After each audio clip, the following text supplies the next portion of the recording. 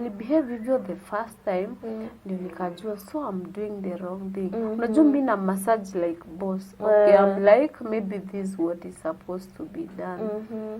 Lakini vile niliona he's afraid, nikajua this is not the right thing. So it's a wrong and thing. I have to fight to stop it. Juu nishaanza, what will I do? Mwarabu kimonyesha umeanza leo, utafanya for the rest of the time.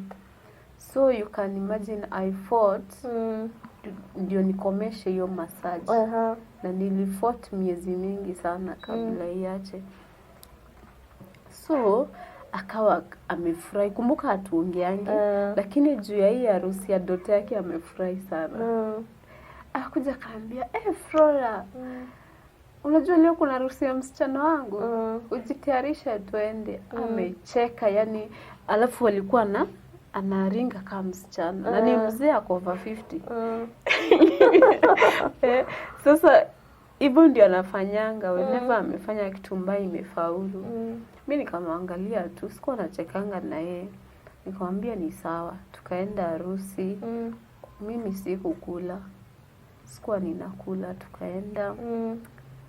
Wananiforce nikule, nikamwambia sikuli. So tukawa tumelala, tumekuwa room moja na shosho na yeye kwa room nyingine.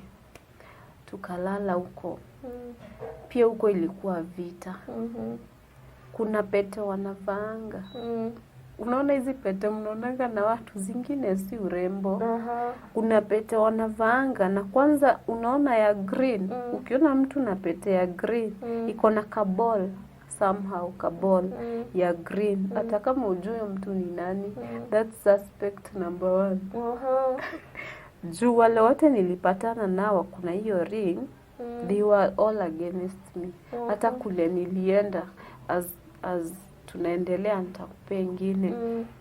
Na ndio nijue hiyo ring is not right. Nilipata akisali, alafu kuna vile alikuwa anaizungusha, kuna vile alikuwa anaifanya kama ameweka kidole hivi, kuna vile wanaekanga hivi.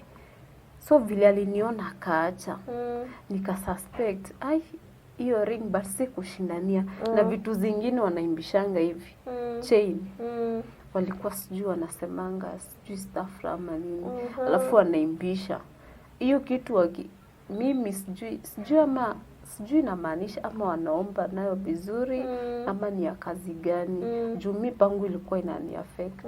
Ulikuwa unasikia tu hiyo kitu wakianza kuzungusha hivyo, unaanza kulala hapo. Ama kuumwa tu.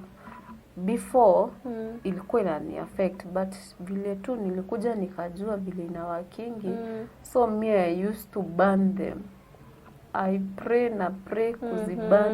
Na hizo vitu wanachomanga, they call them boko. Mimi nilikuwa against them so much. So nikiomba wanabadilisha, wananunua mpya. Naomba wanatupa hizo, wanabadilisha. Ikafika pahali hawazitumii. Sasa ni shosho alitumia na alinunua kenye sisikii kakimove. Kwa hivyo ni kitu kinini hivi unasikia kimu? Si ni beads. Si ni kama beads. So kimisho unasikia unasikia zikigongana. So vile waliona ni kama nimewajua sana, alinunua kenye akausikika kiimba. Usikika kiimba. So akakaacha chini. Mimi nikaenda. Wakitoka nilikuwa naenda kuangalia maybe 1 2 3 ama kuna vitu wameacha hayuko poa nitengeneze. Nikapatana na hako. Unajua kwanza nilikuwa nimeona kama nikanyoka juu kana kasa. Nikashindwa hili. Nikaona ni hiyo chain. Nikauliza Mungu, hii ni ya nani sasa? Juu sijaiona. Juu nilikuwa najua nikipatana na juu ni ya shosho, hii ni ya mtu fulani. Sasa hiyo ilikuwa mpya. Nikashindwa hii Mungu ni ya nani? Nikachukua nikasikia hata imbi, hata uwezi jua akifanya. Nayo nikaomba, nilichukua hapo nikaomba. Sasa walikuwa ameenda kujisaidia. After kuomba nikaiacha hapo au itumia tena.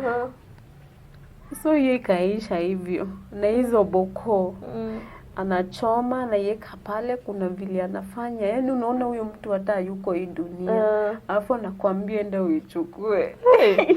Enda uchukue uzunguke nayo. Nyumba mimi siku anafanya hivyo. Naipeleka tu pahali na achanisha hapo. So hiyo tukafuruga hivi, wakaacha kuchomanga openly. Juu sasa ile maombi naomba sana, waliachanga kuchomanga hizo vitu sana, wakaacha kutumia hizo chain. Sasa hizi pete akaongeza ingine sasa ya red. Ameongeza ingine yenye alikuwa nayo. Ameongeza. Na every time tuko naye anaitoa kwa mkono, ananiangalilishia hivi. Anajifanya na admire, but kuna vile anaifanya.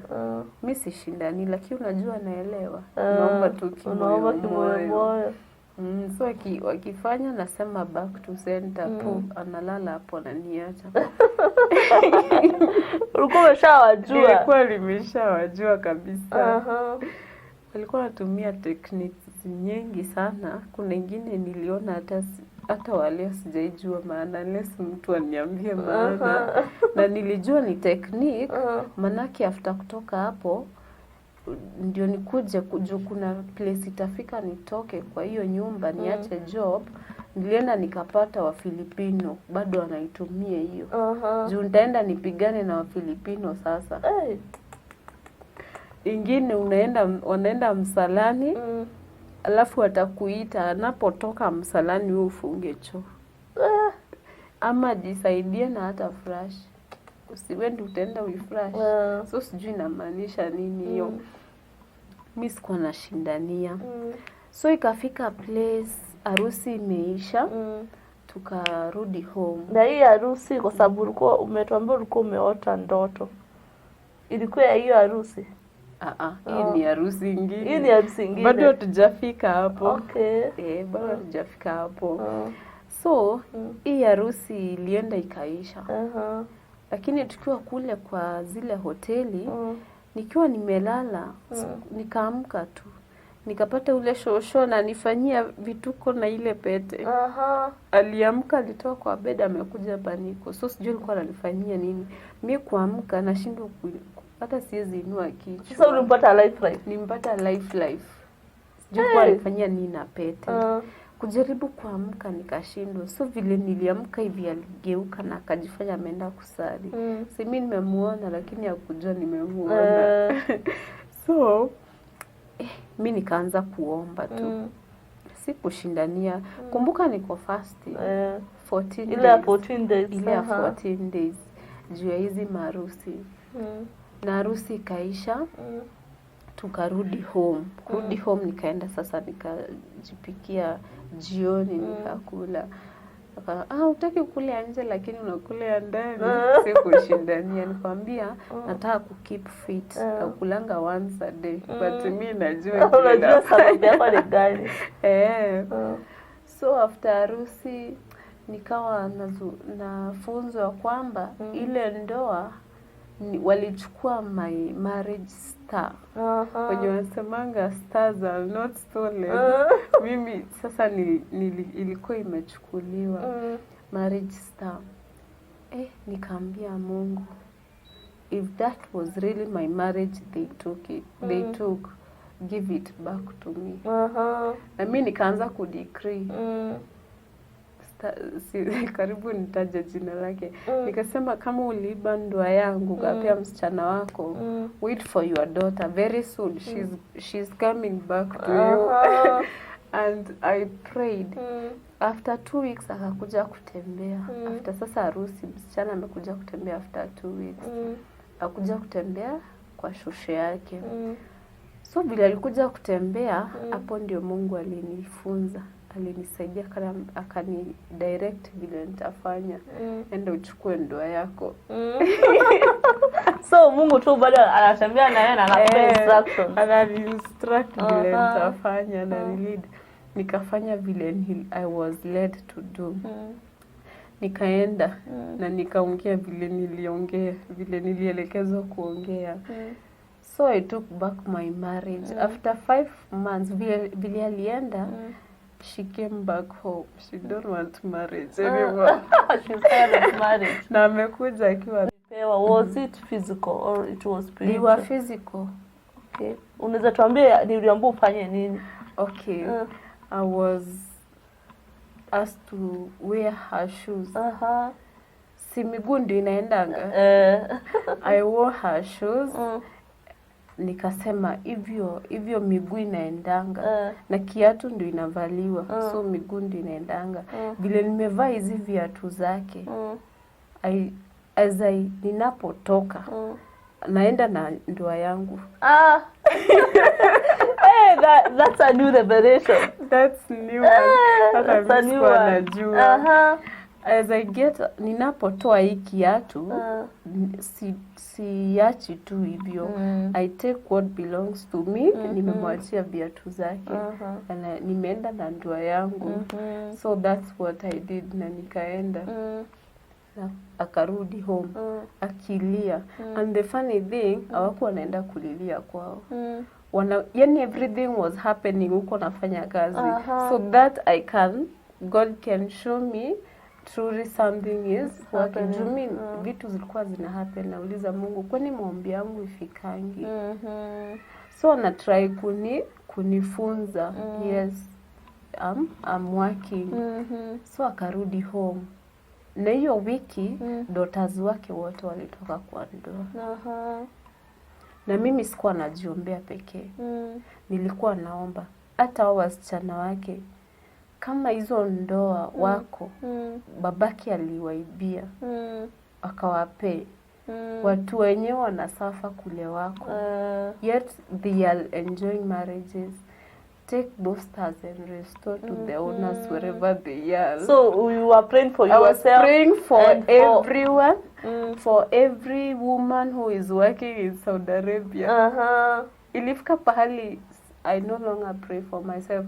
Junaona hivi na safa kuna wasichana wanapitia the same thing in Saudi Arabia. So I used to pray for women working in Saudi Arabia, even in other countries like house helps.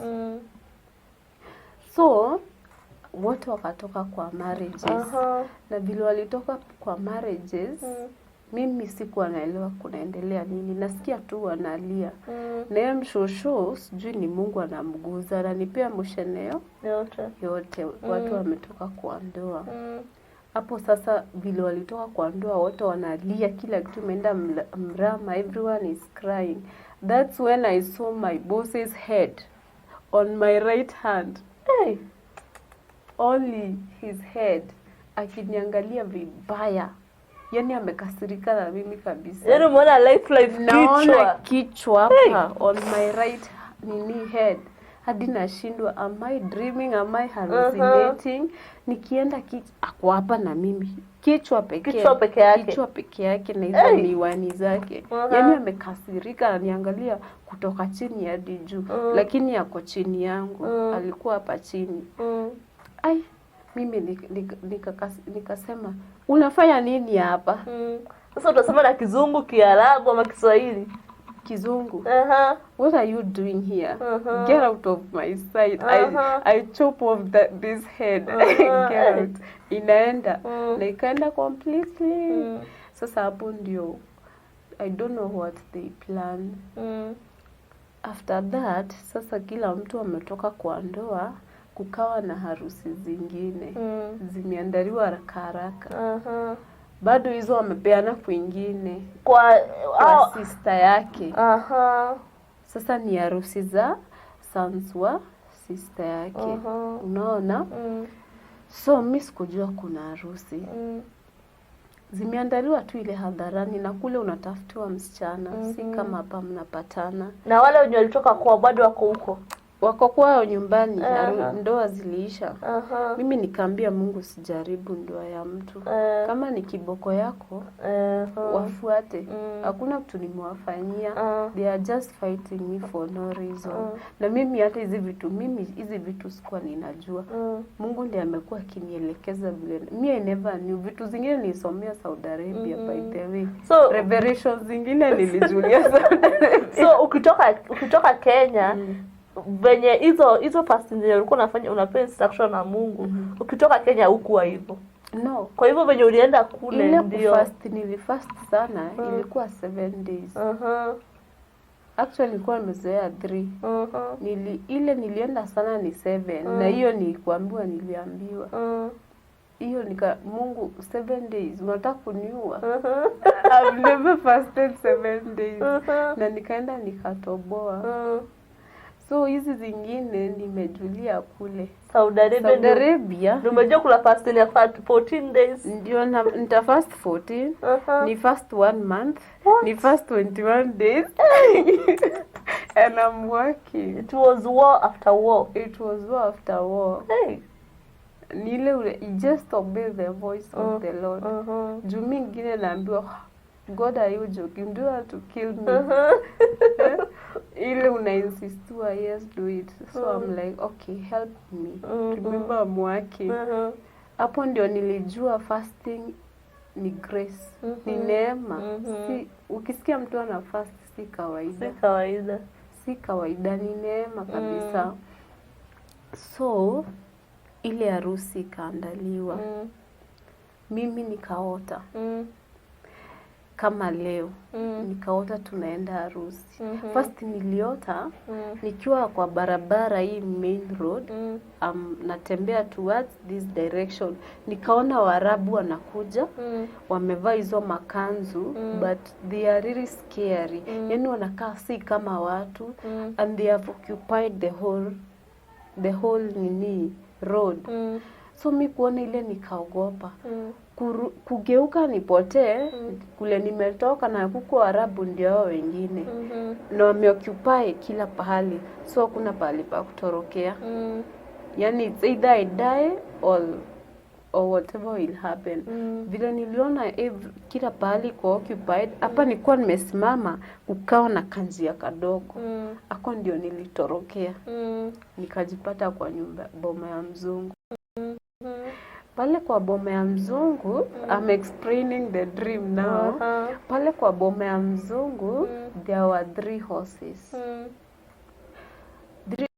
Alafu I had a bread. Nilikuwa na mkate na nywa. So zile 3 horses zikawa zinataka hii mkate yangu. So this white man told me like this. This one a bit stronger, they can even kill you. Mimi nika drop mkate na wakachukua mkate. So ndio nikawa sasa nimepewa maji ya kuoga. Nikaambiwa enda uoge, tunaenda harusi kwa mtu fulani. So si mimi nikachukua maji na ndoo, nikapewa nguo, nikaambiwa ukioga vaa nguo. Nikapewa nguo na huyo mshosho. Nikaenda, nikajaribu kutafuta privacy, sikupata. So I did not take a bath. So I did not hata sikuvaa nguo juu sijaoga. Haya, nimeota leo. So that one is a dream. That one is a dream. Nikaamka. Kesho nikaambiwa kuna harusi. Kwa mtu fulani. No, nimeshaota kuhusu harusi. Nimeshaota harusi. Nikamwambia ni sawa tu. Sasa the following day. So nimeota leo harusi nimeota leo, kesho harusi hiyo siku ingine. So tukaenda. Nikabeba nguo 2 na nilikuwa kwa mwili. Tukaenda. Mimi nilienda nikiomba. Kutoka hiyo jani yote nilienda nikiomba. Alafu the most weird thing, hawakuwa wananiongelesha. Watu wanaenda wakisali. Unaongelesha mtu unaona ana kazi yako, hataki stories zako. I nikasuspect something is going on. Mimi nikaenda nikiomba. Sasa wao wanasali wewe unaomba. Wanasali na mimi nasali kwa Mungu wangu. Nikaomba hadi tukafika huko. Usiku niliposema nataka kulala, walinitandikia kwa bedroom ya huyo mama. Na si kawaida ya Mwarabu.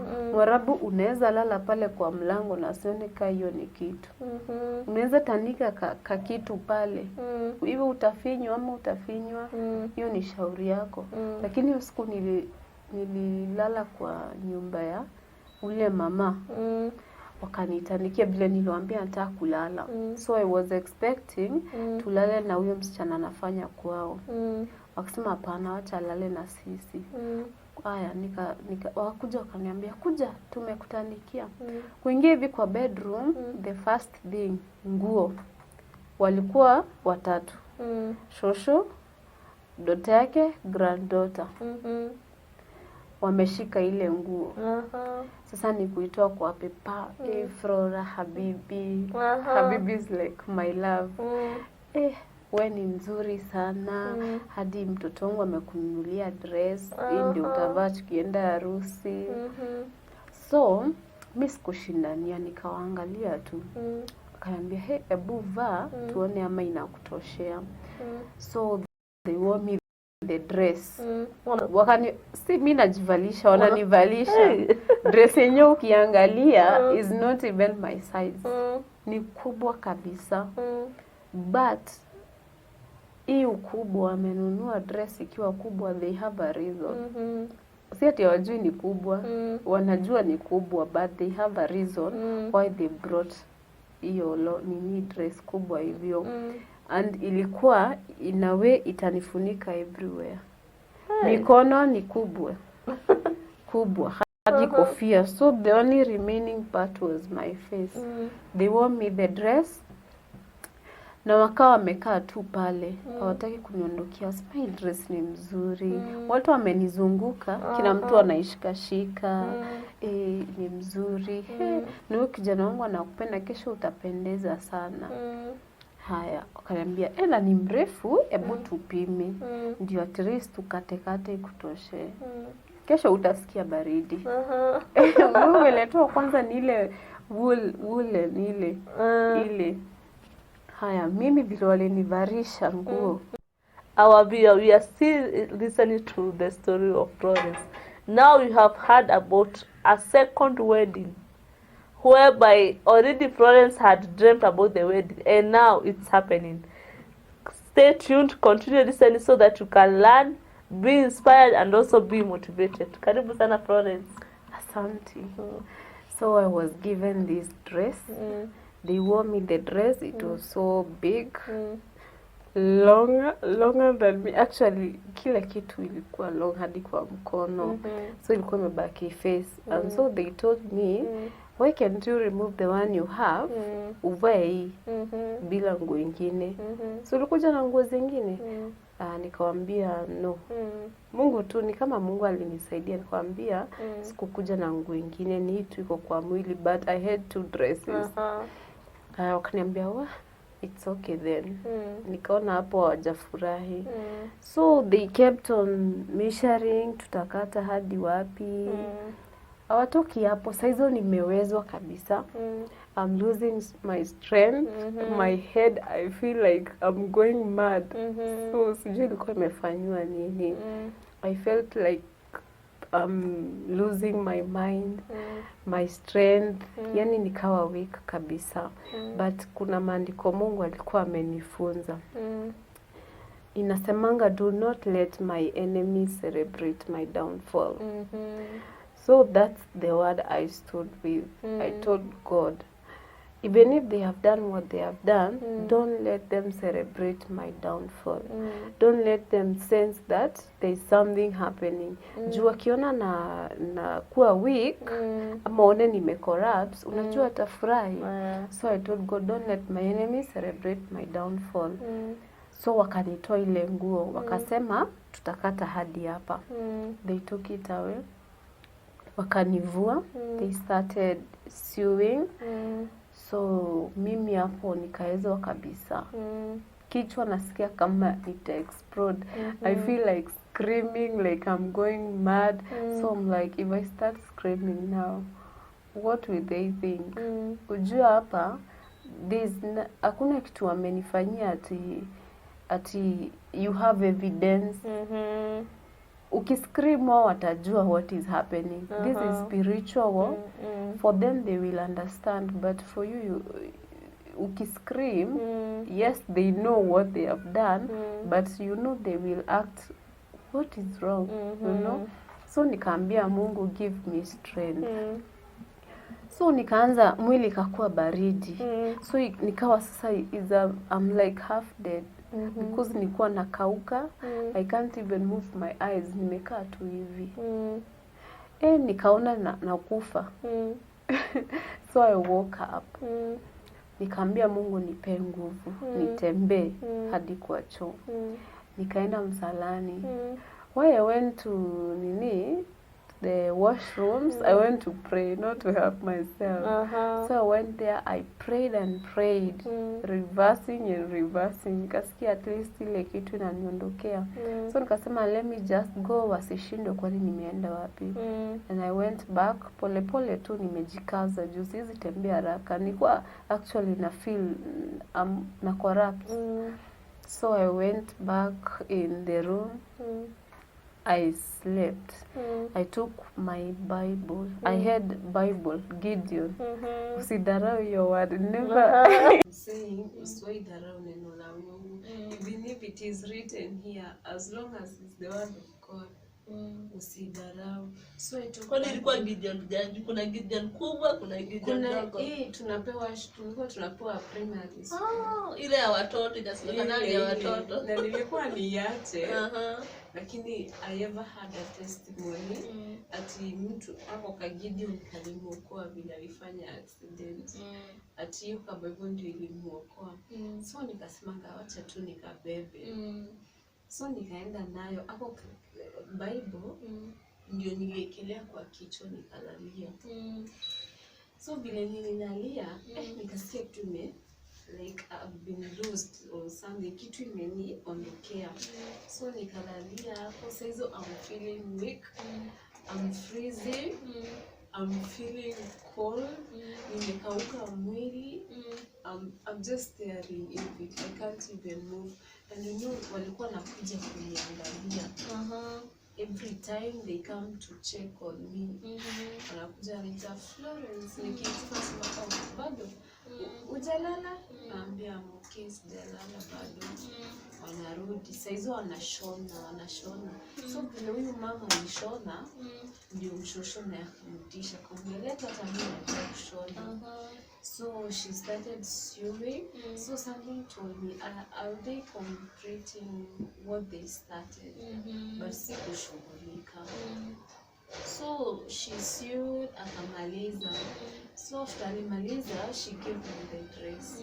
Akaambia the dress is okay now. Shika upime and check whether it's fine or it will fit you. Okay, nikamwambia ndio before malize. Sasa huyu mama ndio amemalizia. Shosho akamuuliza umesali? Umesali? Sasa unaongea na meno ile ameshikanisha. Umesali unaongea Kiarabu. And I told her, she told her yes. Do you like our confirmation truly? They are completing what they started. So she gave me the dress. She told me, Flora, now the dress is good. Now you can fit. Let us see whether it will fit you. So that way, tunaweza jua masasa iko poa. I told them, weka hapo nitavaa kesho. And she's like, wapi nikurushie? Nikamwambia no, weka hapo nitavaa kesho. So niko hapa nimelala na mwambie kitu ilikuwa hapo juu. Hapo tu karibu na miguu yangu. She told me no, chukua uvae ndio tuone whether it's good. Ndio tujue what to do next. So nikasikia hasira imenishukia. Nikamwambia Kenya hapo nitavaa kesho.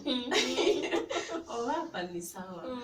Akaeka hapo. Mshosho akamwambia ataivaa tu inshallah.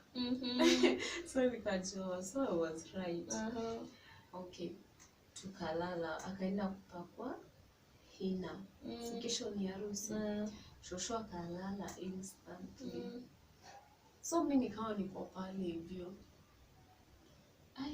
Silali, I'm just there staring.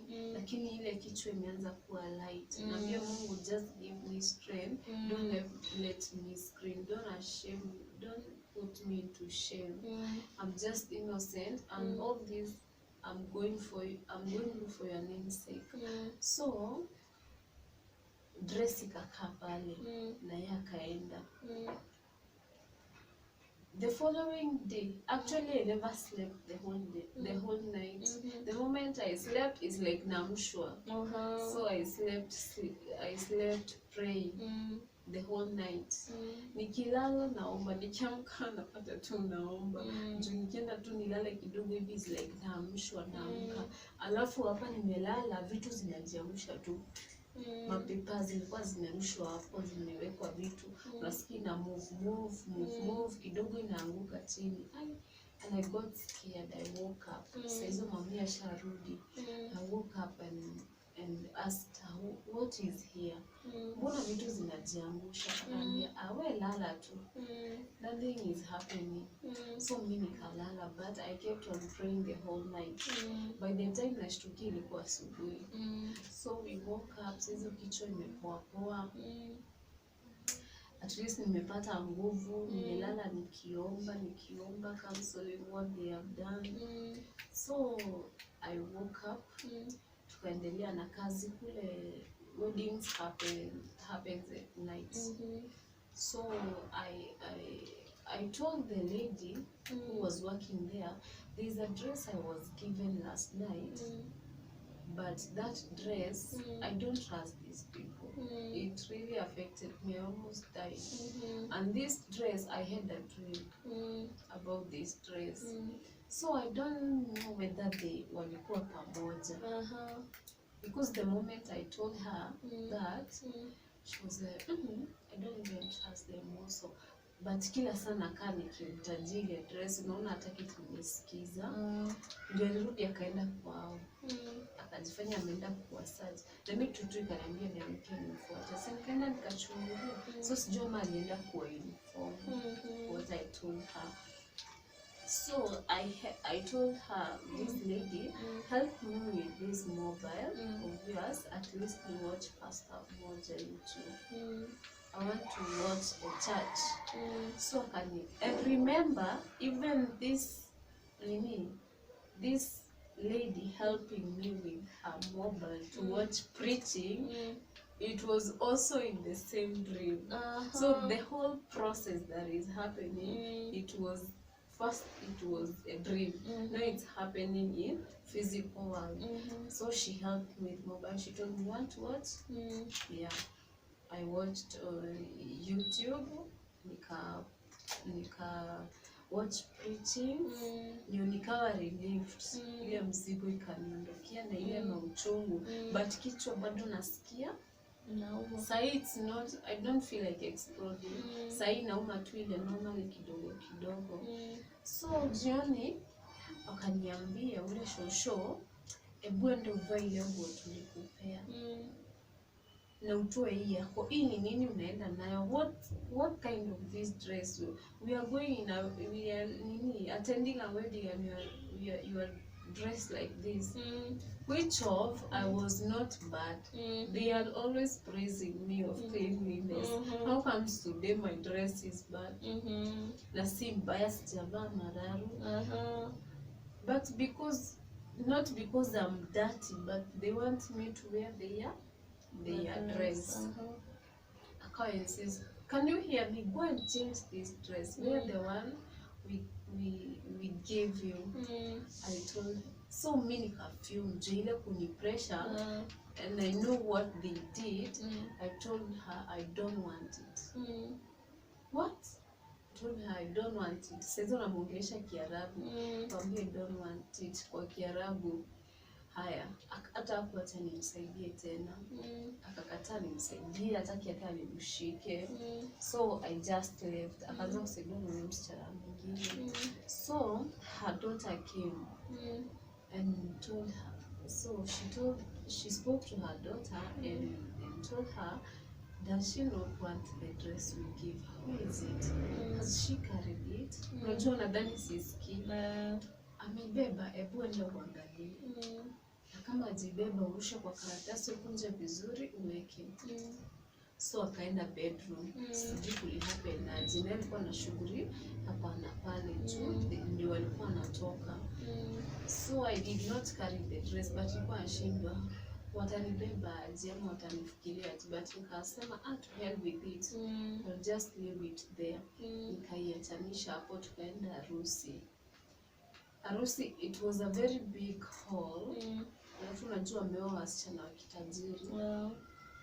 It was a very big hall, prepared very well, yani to accommodate a lot of people.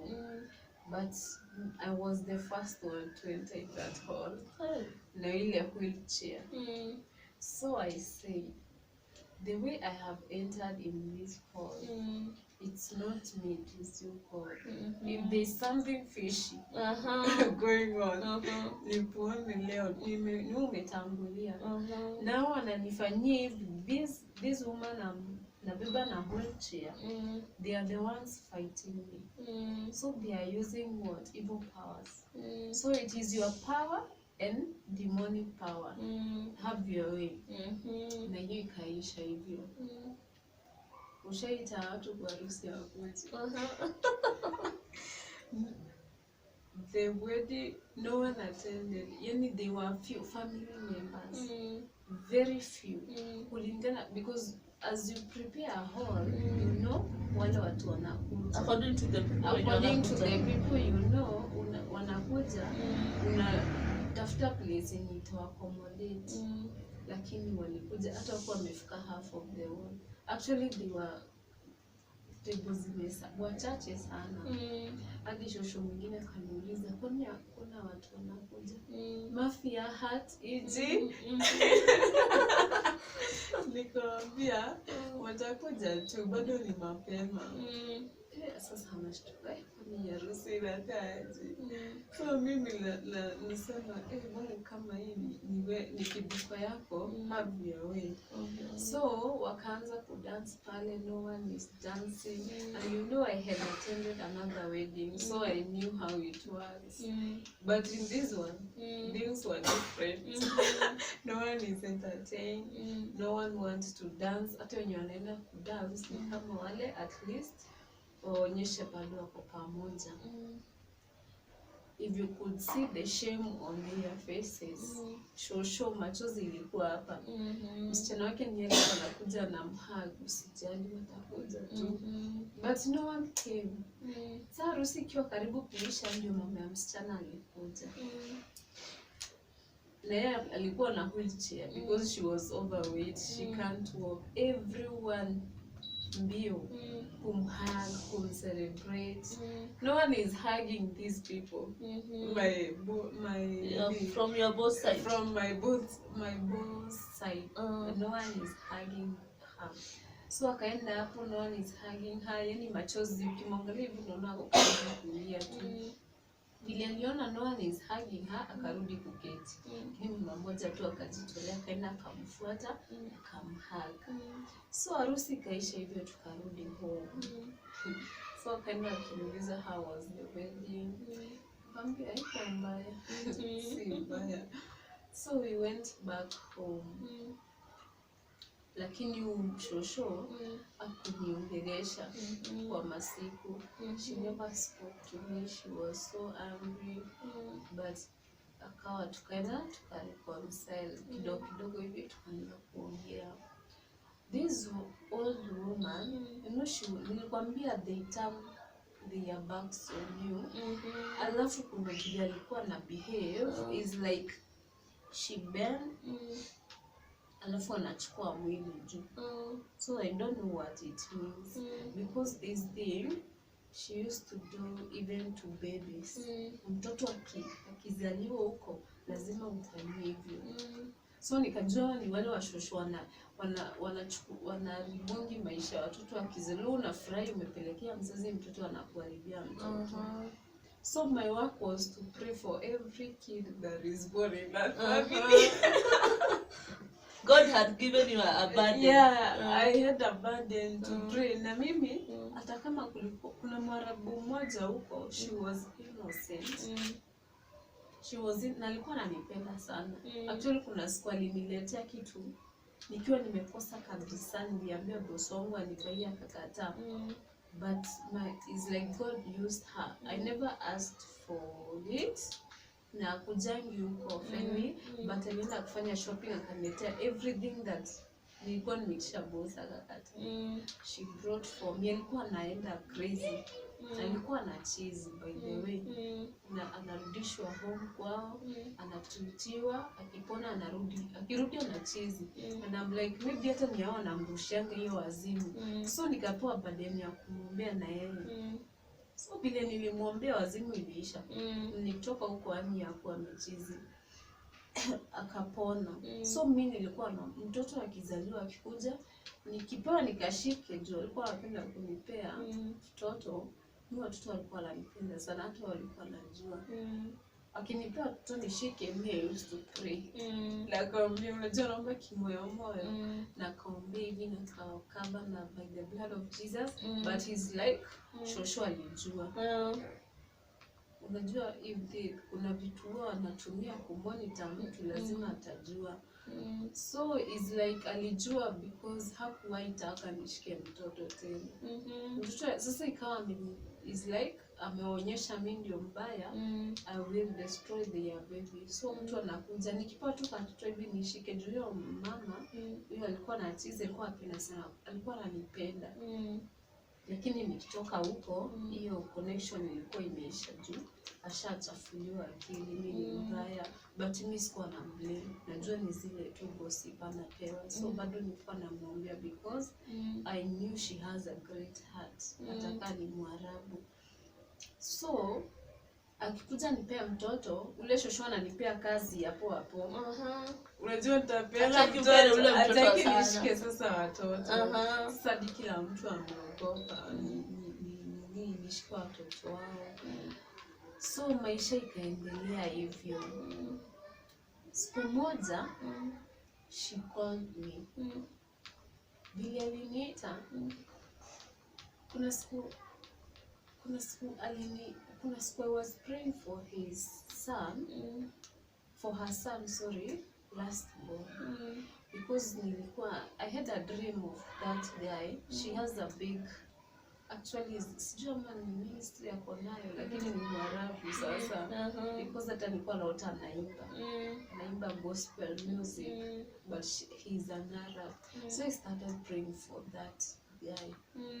Na siku moja akiwa amelala kama pale mimi nikasimama hapo ndio namuombea ule shosho kanipata. Unajua vile tunambaga. So the African way. So I don't know alifikiria ama naribu mtoto wake or something. Mimi sijui nini alinitupia. Do you know nilijiona 2 in 1. Do you know the way you watch a movie, the spirit coming out of the body? Unaonanga hizo picha mbili. So mimi nilijiona hivyo. Nilijiona 2 in 1. So nilianza kuomba na mimi nikiwa na hasira sana. I really prayed. Juu ilikuwa time ya kwenda kulala. Asubuhi hata salamu hakunisalimia.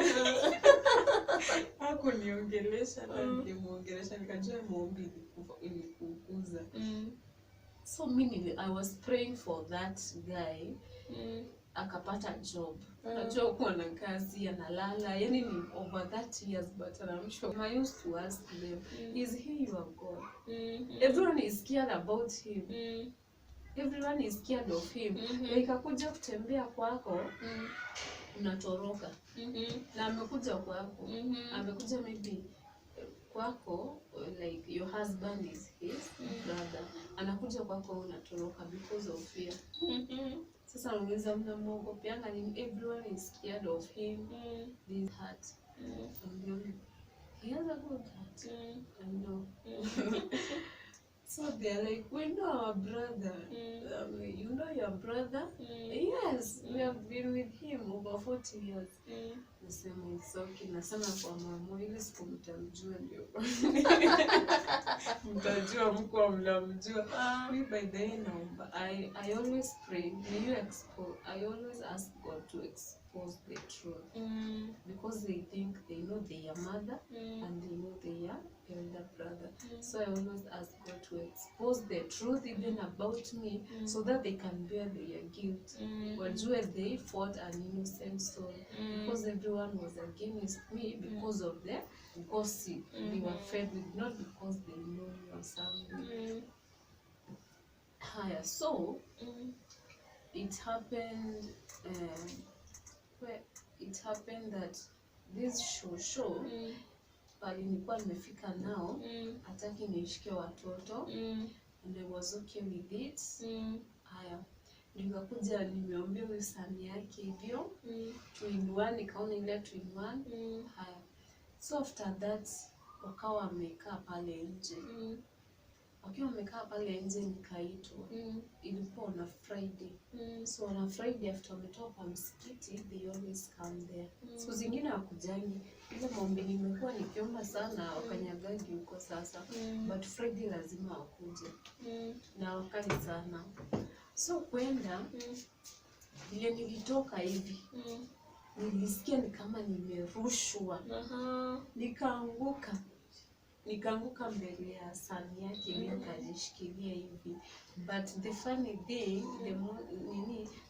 sikuumia. Actually nisikia kama nimeangukia mattress. Hata sikuumia, sikuumwa pahali, nilianguka nikamshika hivi.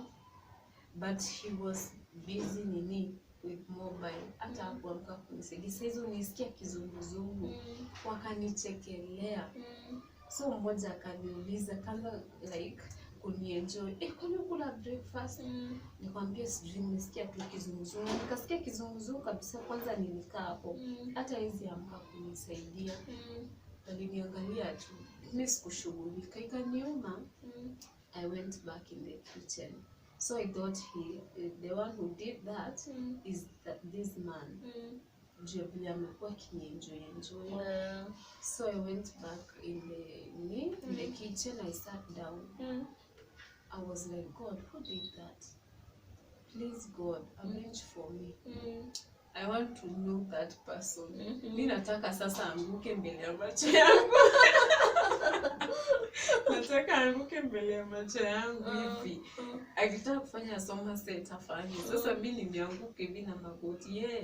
Akitaka kuanguka kwenye Somerset, no problem. So, na hiyo nikasema mimi niuma sana by the way. Nikakaa kwanza ndio nirudishe fahamu vizuri. So I prayed, na hiyo ikaisha hivyo. After 2 weeks, when this old mama was praying, nilikuwa nasali. So after amemaliza, nikamsaidia. Nikahold. Unajua bado alikuwa amegonjeka miguu. Sasa amekuwa weak, anatembeanga na mkwaju. So na unajua alikuwa anani massage. Sasa nikimmassage ndio anagonjeka kabisa. Mimi na massage nikiomba. Akinivulia nguo, mimi najua is either she is cursing me, mtu mzee kuonyesha uchungu, maybe she is cursing me or something. Mimi sasa used to najua ananishanga mgongo, najua niambia ni massage mgongo na massage, but mimi naomba. So badala hapo ni anagonjeka kabisa. Na nikimaliza kummassage hataki kuniangalia. So atageuka hivi hadi niende hivi. Yani I make sure hatujafesiana. Then aniangalia na side. Mimi nasema hakuna siraki changu itafaulu. So nikammassage. So unajua amevua nguo na amefanya vile amefanya. Mimi nikatoka hapo. Nikaenda nikanawa mkono. Sorry. After that, so a time reached. So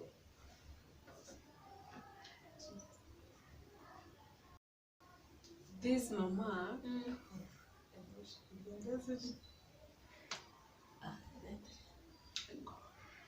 so okay, this show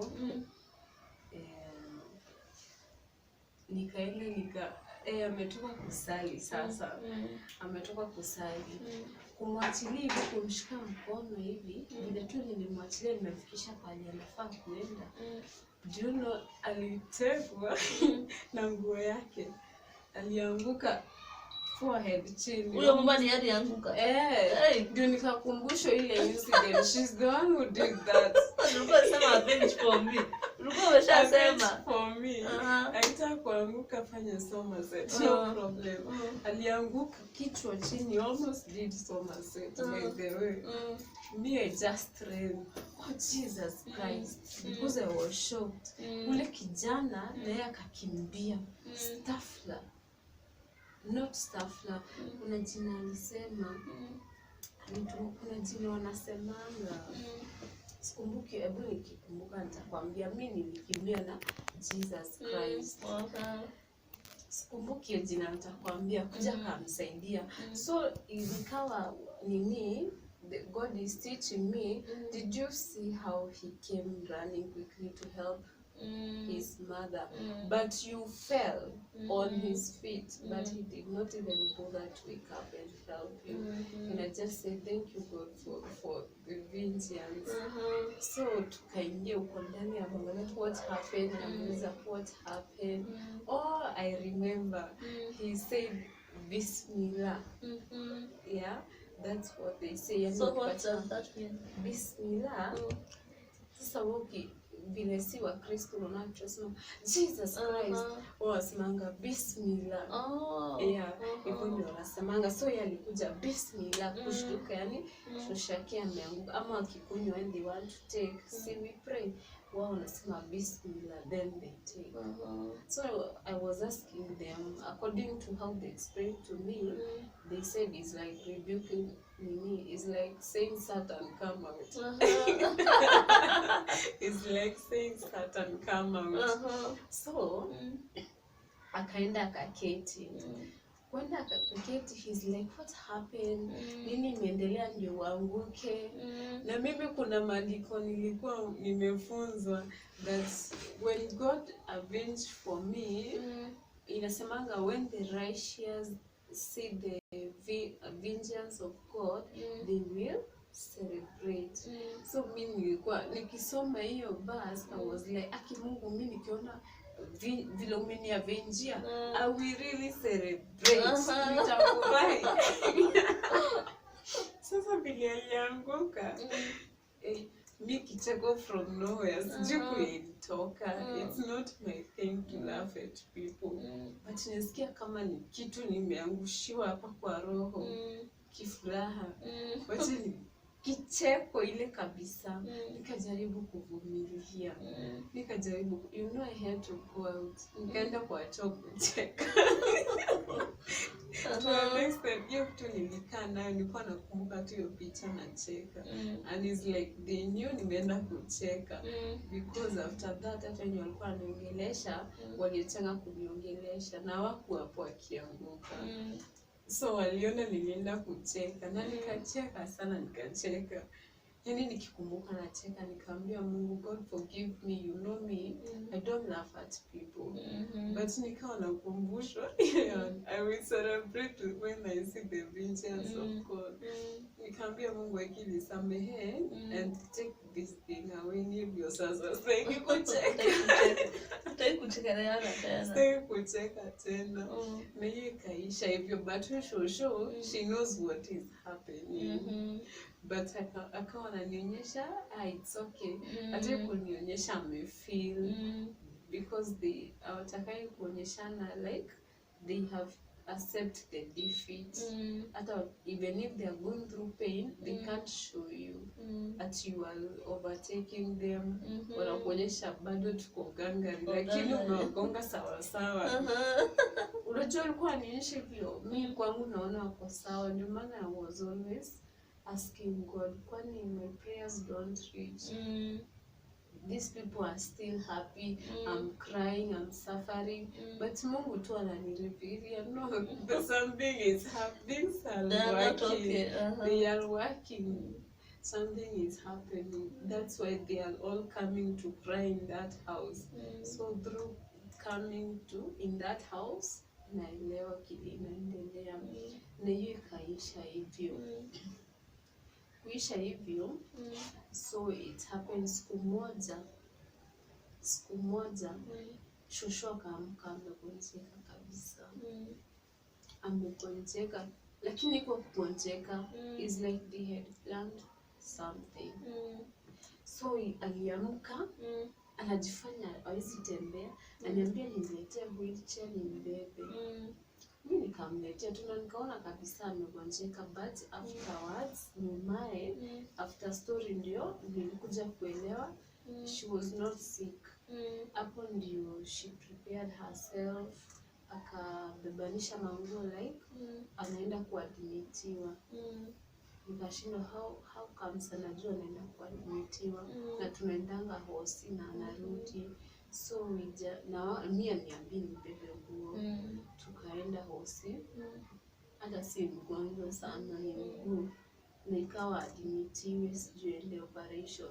Yenye hata iku happen. Na ameenda kama amejipanga na nguo. Amejipanga na nguo ni kama anajua naenda operation.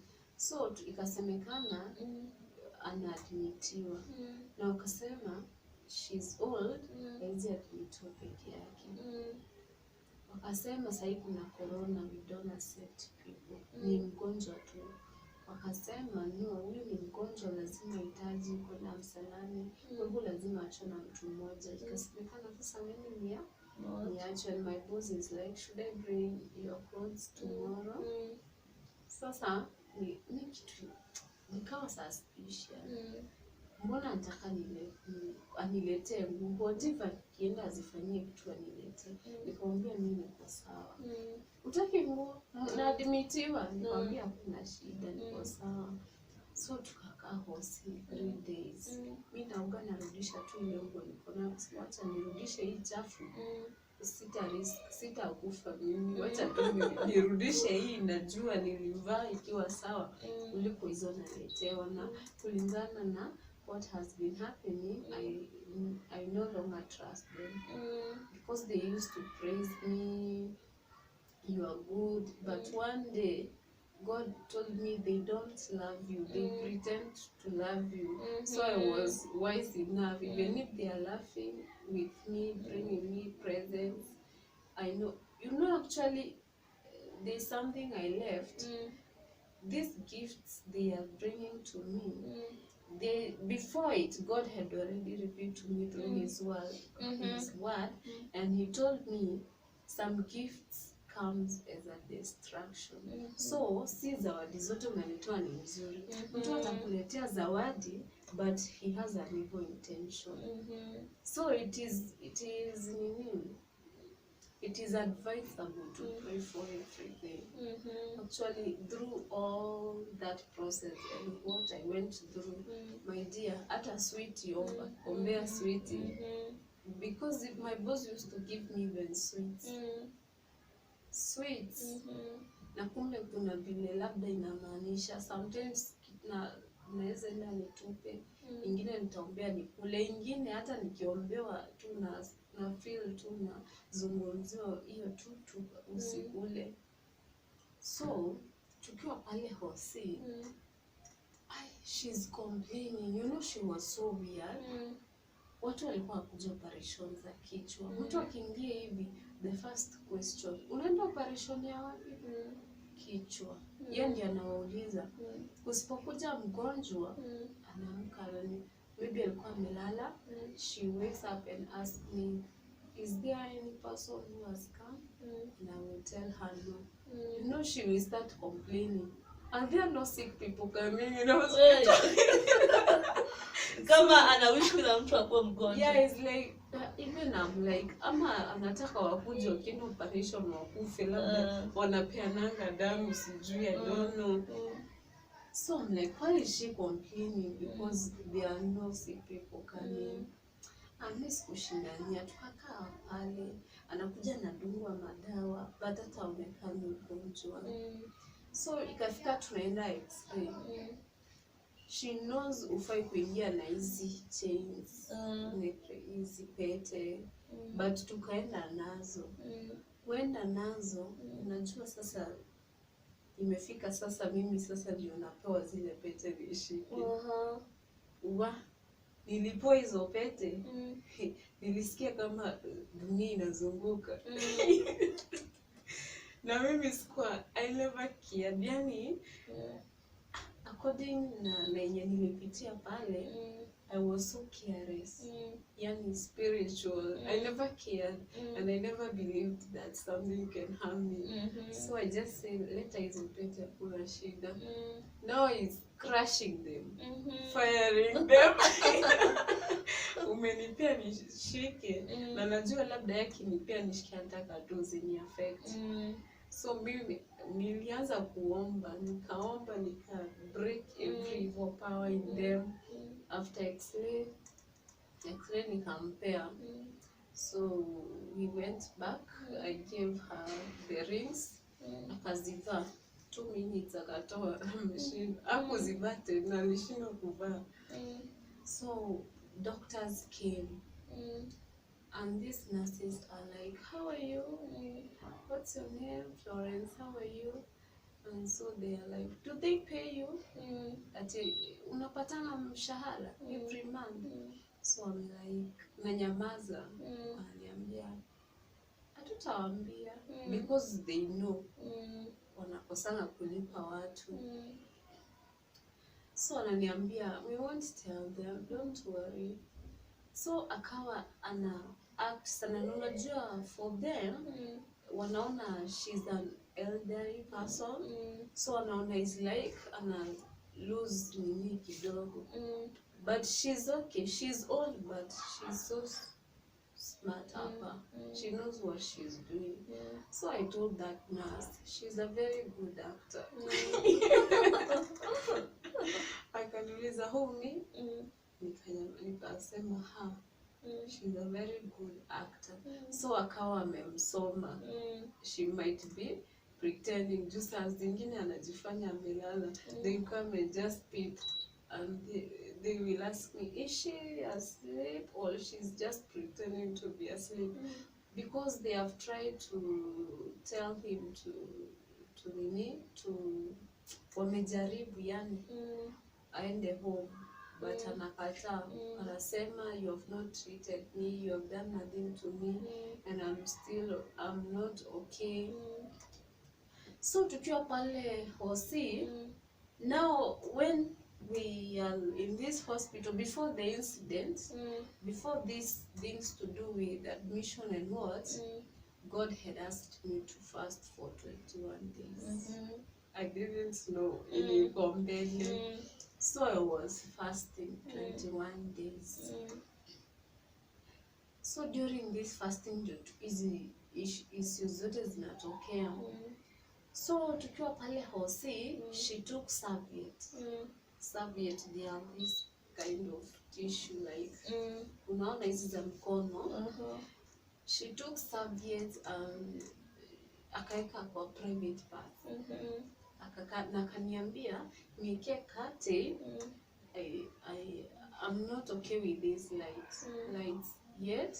Zimekuwa zikiwaka nini kila time. But this time nimeambia zima stima na unifungie curtains. So amebaki peke yake, which haikuwa happen. So she took the serviette and put them on her private parts. Mimi niliona, but hajui nilimuona. Akakaa nazo, mimi naomba tu. I used to pray 24/7 by the way. Nilikuwa naomba kila saa, every time na work I'm praying. Yani all the time nilikuwa spiritually nilikuwa awake. So akakaa nazo. Alafu after that akazirudisha kwa bag na akaniambia sasa fungua.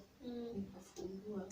The following day akaenda kujisaidia msalani. Then akajimwagilia maji miguu. Akuja kaketi, alinipea zile serviettes. Nimpanguze nazo. Sijui amezifanyia nini, I don't know what she did. But unajua amejimwagilia maji. So she's taking advantage of amejimwagilia maji, which hafanyangi hivyo, hata akioga ni anajipanguzanga. But leo amesema nimpanguze, na nataka nimpanguze na zile serviettes. Sasa nimevaa gloves, hizi gloves za hosi. Nilichukua hizo serviettes za hosi. Aliniambia no, she was a very good actor by the way. Alafu sijui alikuwa amesoma, niko na roho ya huruma. Alikuwa ameshakusoma. Alikuwa amenisoma. So hata wakitaka kuniingiza box, anajifanya anaumia, analia. So Jonona namhurumia. Mimi nilikuwa namhurumia. Naanza kuimagine what if she was my mother. Alafu vile nilisiku watu wake wakuja kunitembelea. So na feel pain. Naona she's a parent. John. She asked me to wipe her legs with serviettes, which I didn't. I took the serviettes from the hospital. Nikampanguza. Alafu nilikuwa nataka nimpeleke choo, na kwangi hivi. Nimpeleke choo sana. Sasa sijui ama anaenda anajimwagilia miguu hiyo choo yake, because she alikuwa anatumia bag. Hakuwa anajisaidia normally. She had bag. Sasa sijui ama anaenda anajimwagilia kuja kuniambia nimpanguze.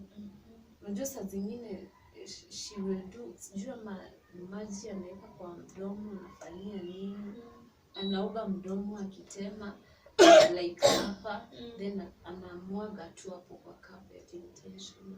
So alikuwa ananiambia niende nipanguze. So sijui vile nani. Sasa mtu akifanya nini kwa mdomo, alafu mmoja hapo ushike na mkono mdomo.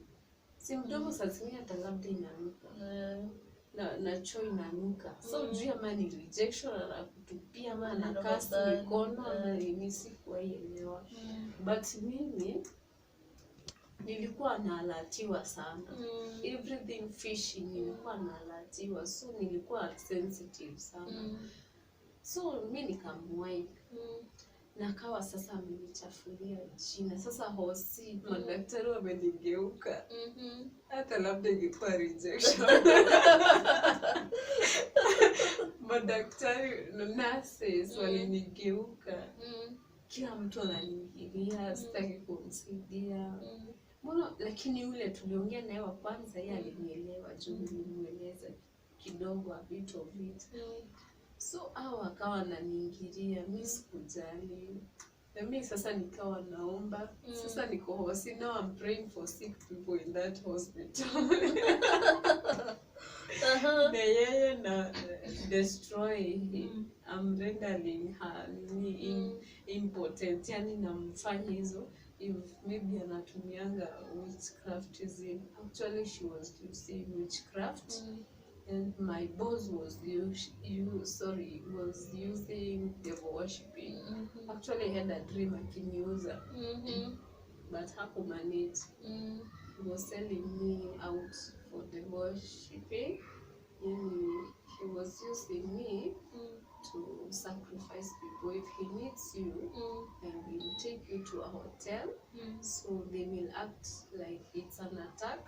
They will come crack your left eye, and they will make a signal to me. So niende. So wewe utajua nimekuuza, you will think it's an attack. Mimi napeleka kwa hoteli, but napeleka kwa hoteli yao. So nikienda nikapata ni boss wangu. So akawa ananifungulia na machine kabato, na kiwa mbali ananipeleka kwa room fulani inafanya usherati. But haikufunguka mlango. Akakuja hadi hapo kwa mlango, akajaribu kufungua, haikufunguka. So akapiga simu, ndio nikafunguliwa, tukaingia. Nikapata huko mtu mzee na msichana around 35 years. And walevi, actually nikipatana na hivi I can tell ni huyu. Na nakumbuka vizuri sana, they were Africans. So pale walikuwa wanafanya usherati, nikatoka. No, this is a dream. So nikajua this guy is selling me for the worshiping. And sometimes even I dream with snakes. Naota na yeye snakes. Nikiota hivyo kunaharibika, ile immorality na ni hate tena. So nimekuwa nimejua he's using the worshipping powers. This his mother witchcraft.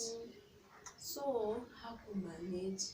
Mimi nikiwa pale vile naambiwa wanataka wampe ruhusa aende home. Nothing is wrong with her. Ataki kwenda home. Kitu nika sense, I'm like, maybe there's something happening back at home.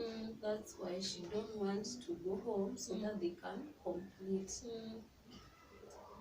Mimi nikaanza sasa kuomba na kudestroy everything that is happening at home. Ndio after sasa alikubali kurudi.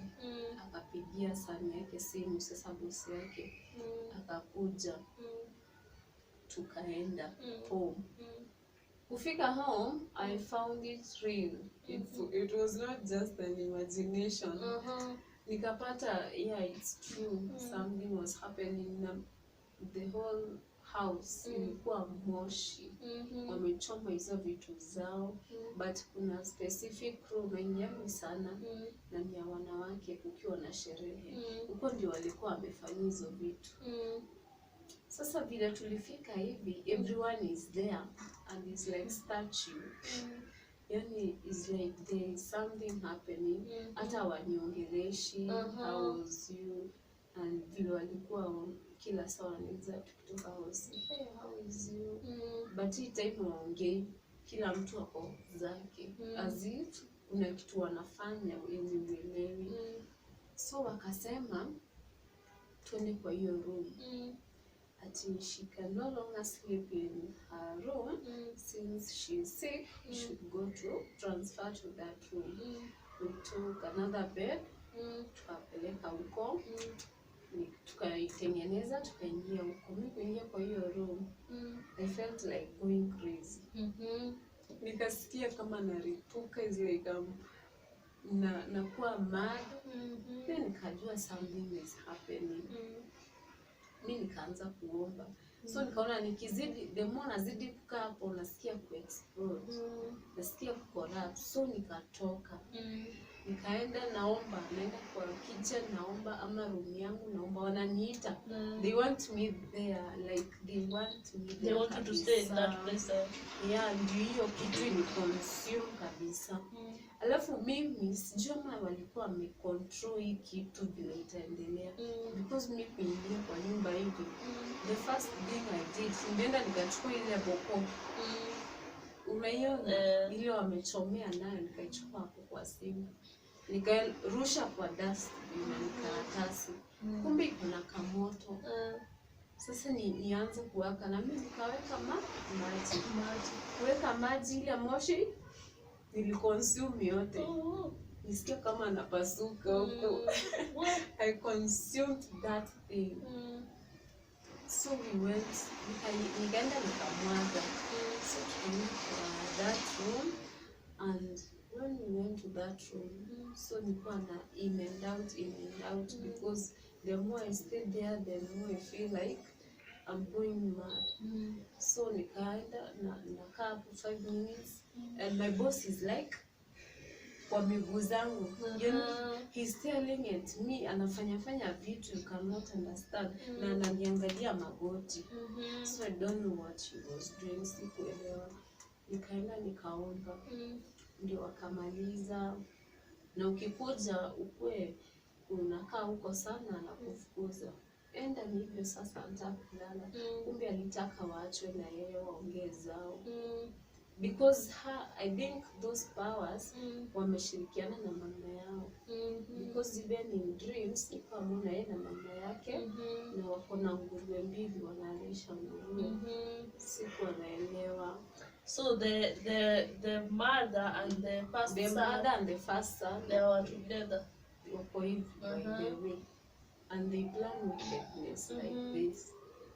Lakini vile nilikuwa naomba sana wakaanza sasa kukosana.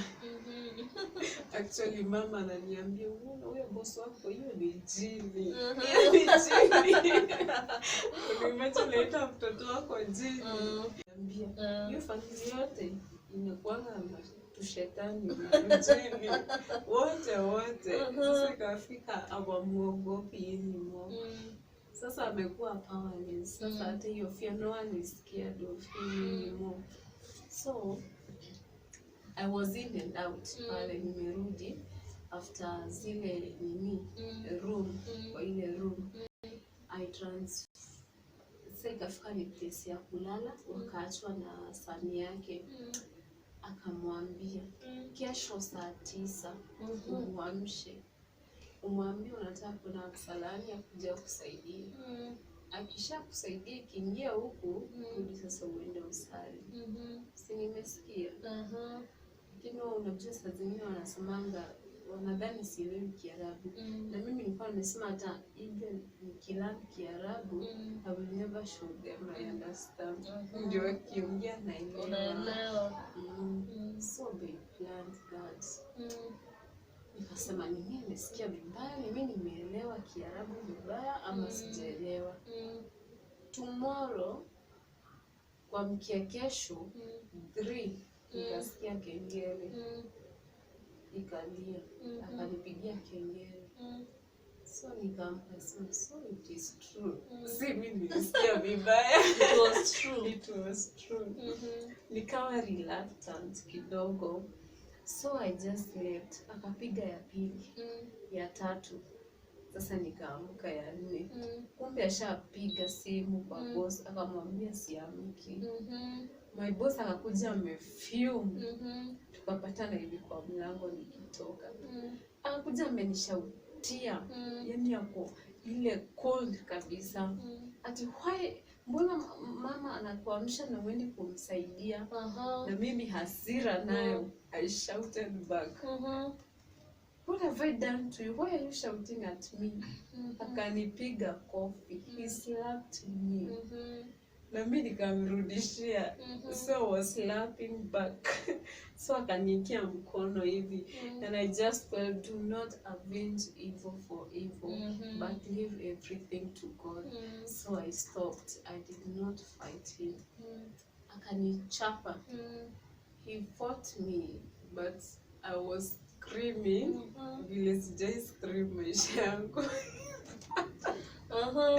I cried and I was just shouting the name of Jesus. Nilikuwa inatoka kwa mdomo.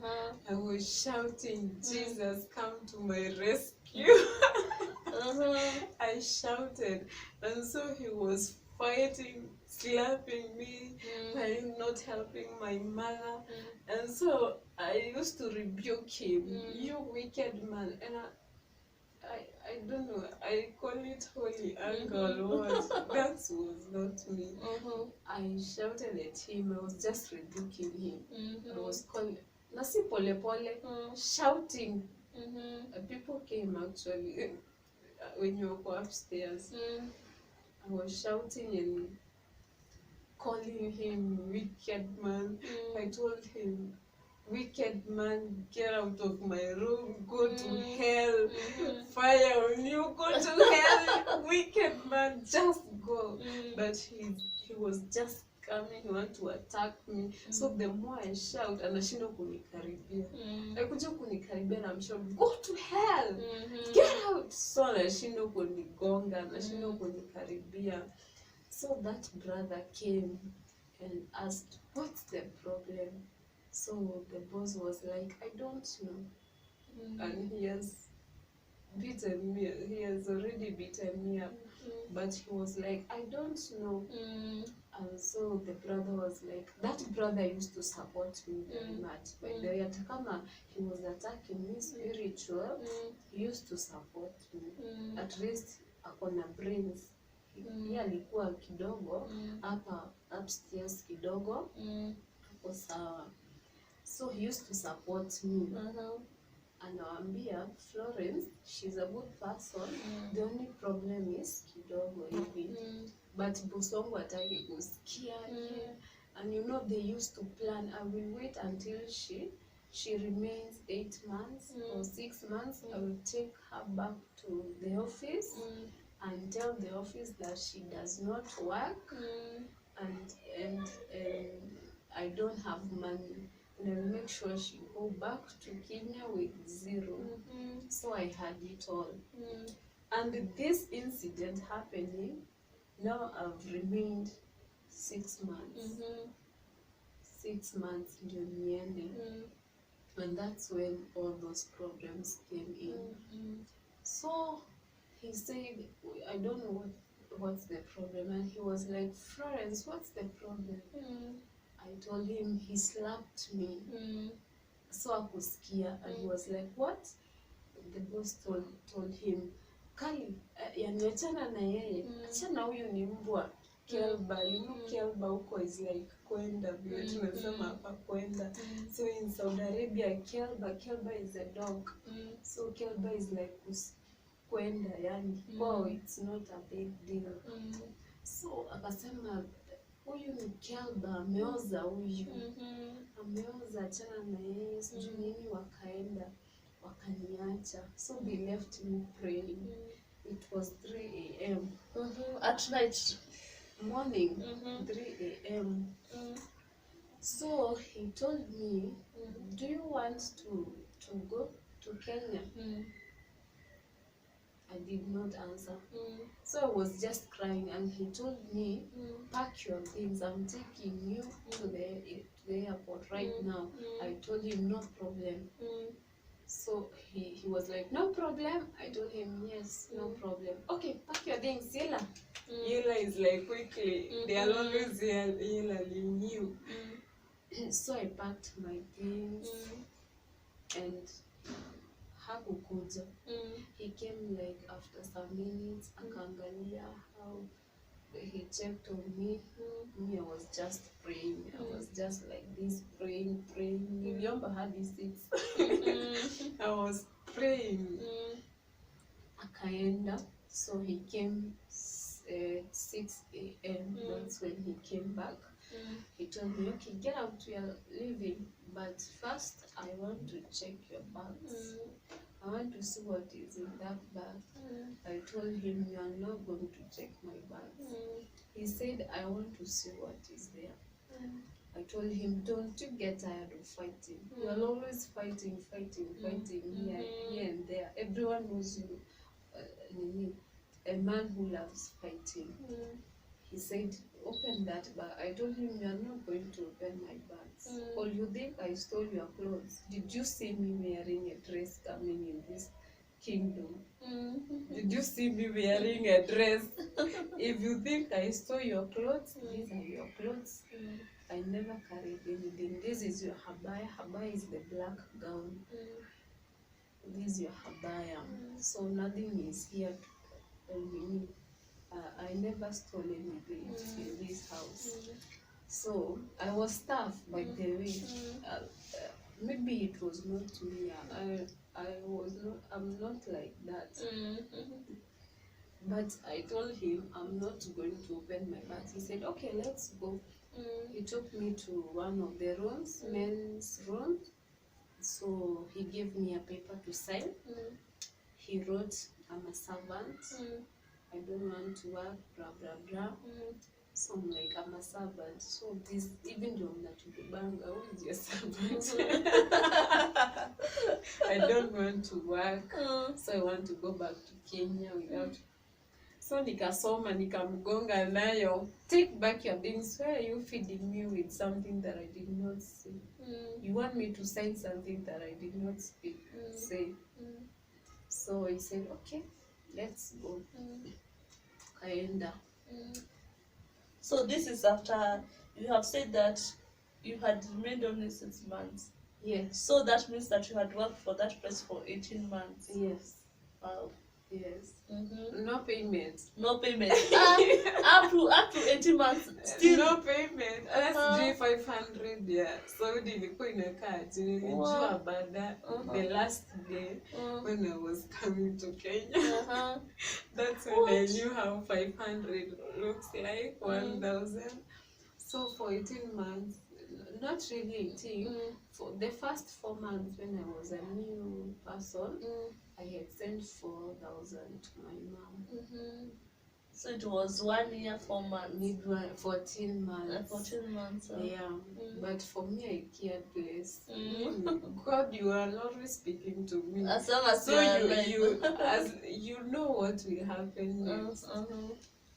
So we went, we went. Hapo kwa mlango nikatoka kwa gate, but there's something I remembered when Jesus sent his disciples to go and preach the word. He told them, where you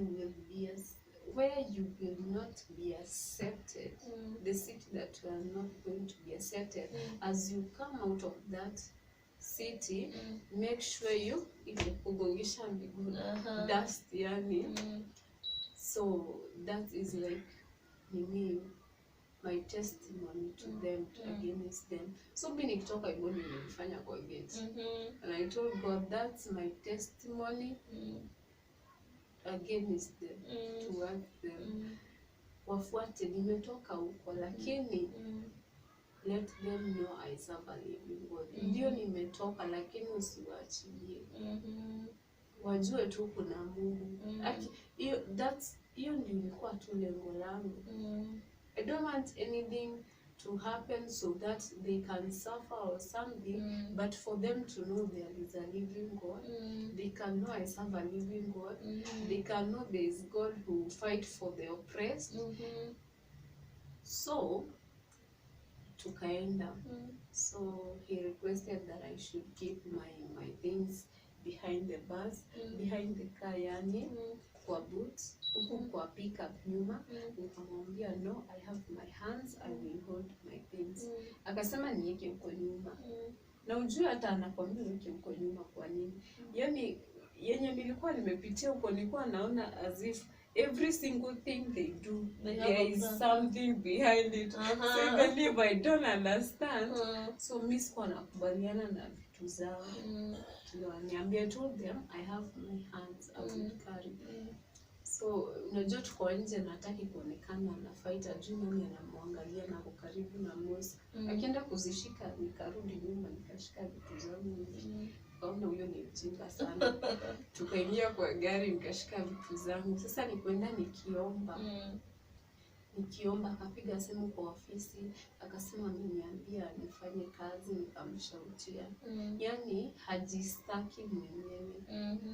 Ubaya yote ananiekelea. And that's how they are. If they do something wrong, wanageuzanga story na kuangukia wewe. So wewe unakuwa when uko unahukumika yani wewe. So tukaenda, akapiga simu, akasema hivyo sijui nimekataa kazi, ameniambia. So unaona ameshanichafulia jina huko. Alafu the worst thing, I met new people in the office, Egyptians. Which of, unajua nilikuwa nimeacha mwingine, alikuwa anaitwa Mohammed. That guy is an Arab, but alikuwa na reason out, hakuwa anashika ati huyu ni Mwarabu wao, anamshika mkono. Alikuwa na judge in yani anatushanisha kama umekosa. Huyu kwa Mwarabu mwenzake, all you are kadama as they call you.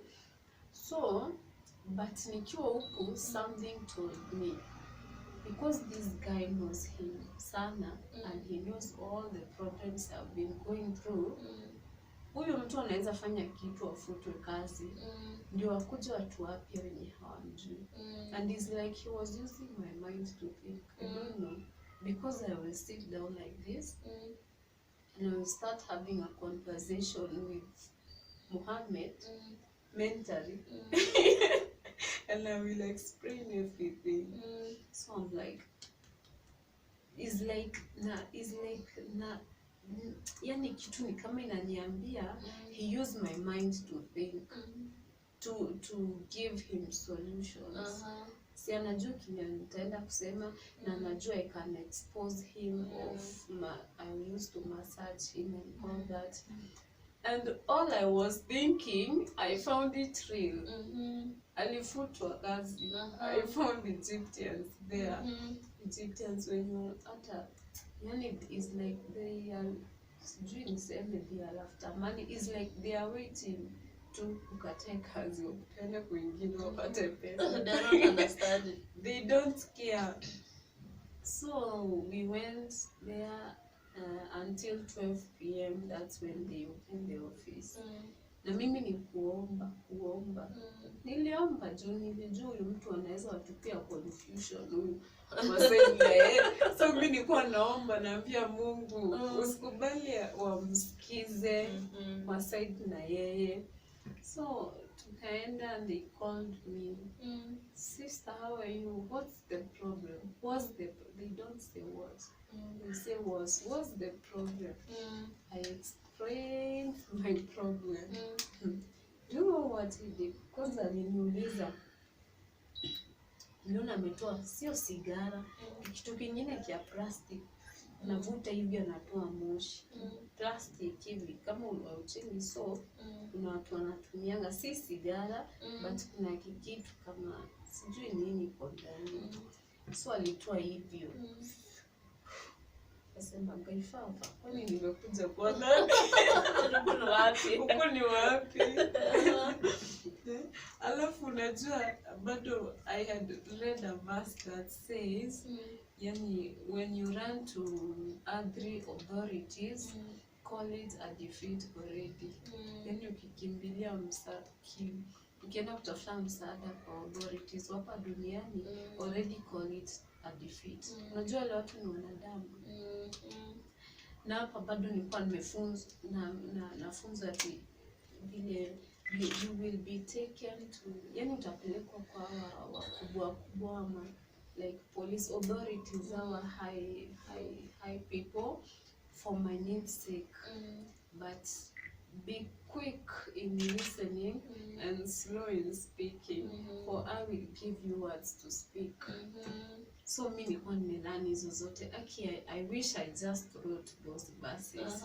Unajua mimi hata sikuwa na cram book gani, ile mambo ni pressure nilikuwa nayo. Nilikuwa tu nafungua hivi, hata stafuti by the way. I just opened the Bible, hiyo verse nasoma. After 2 days it happened. 1 month in view. So nikawa niko pale, nikamwelezea shida yote.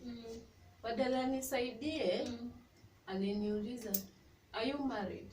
Nikamwambia I'm not married. Okay, what do you want now? Nikamwambia I'm not going back to that house. I'm going to take your things, go to that room. So that's what I did. Akaita that boss, the man. So he came, wakamwelezea na wakamwambia nimesema nataka kurudi Kenya. Bila alisikia narudi Kenya alicheka. He was really happy. And so he said I have to pay him. I have to pay Kama ID is called Kama. I have to pay Kama. I have to pay I don't know what. So I was supposed to give him he was supposed to pay me 11,300, but alichukua. I was paid 8,300. Even he's not grateful that you have worked for him for 18 months. He has used that. Unajua everything was destroyed by the way. Nikitoka huko alikuwa amefirisika by the way. So I don't know whether he's trying to pay back or something. Juu sasa wameachwa bila kitu, ana pesa. Hata kuna time mama yake niambia ana pesa. Amefirisika. Ana pesa. So nikajua he's just, na mimi bado nilikuwa nimefunzwa maandiko. I wish mimi sijui nitafute Bible nianze. Nichukue Bible nianze kutafuta maandiko nikiandika bahari. Ilikuwa inasema is like mtu ndiye ana complain, anasema now I have to pay no, do I have to pay what I did not steal? Yani do I have to pay vile si kuiba? Na mimi nilikuwa nasimama na hiyo. Hata mimi nauliza Mungu, do I have to pay what I did not steal? I've done nothing wrong to them. Actually, hata kama ingekuwa ni police case, yeye ndiye angenilipa. Yeye ndiye alinipa. Unajua nilianza kwa advice. Mbona ukwenda polisi? Ungeenda polisi angekulipia ndege na akulipe na apigwe faini. Nikamwambia my police is in heaven. My police is in heaven.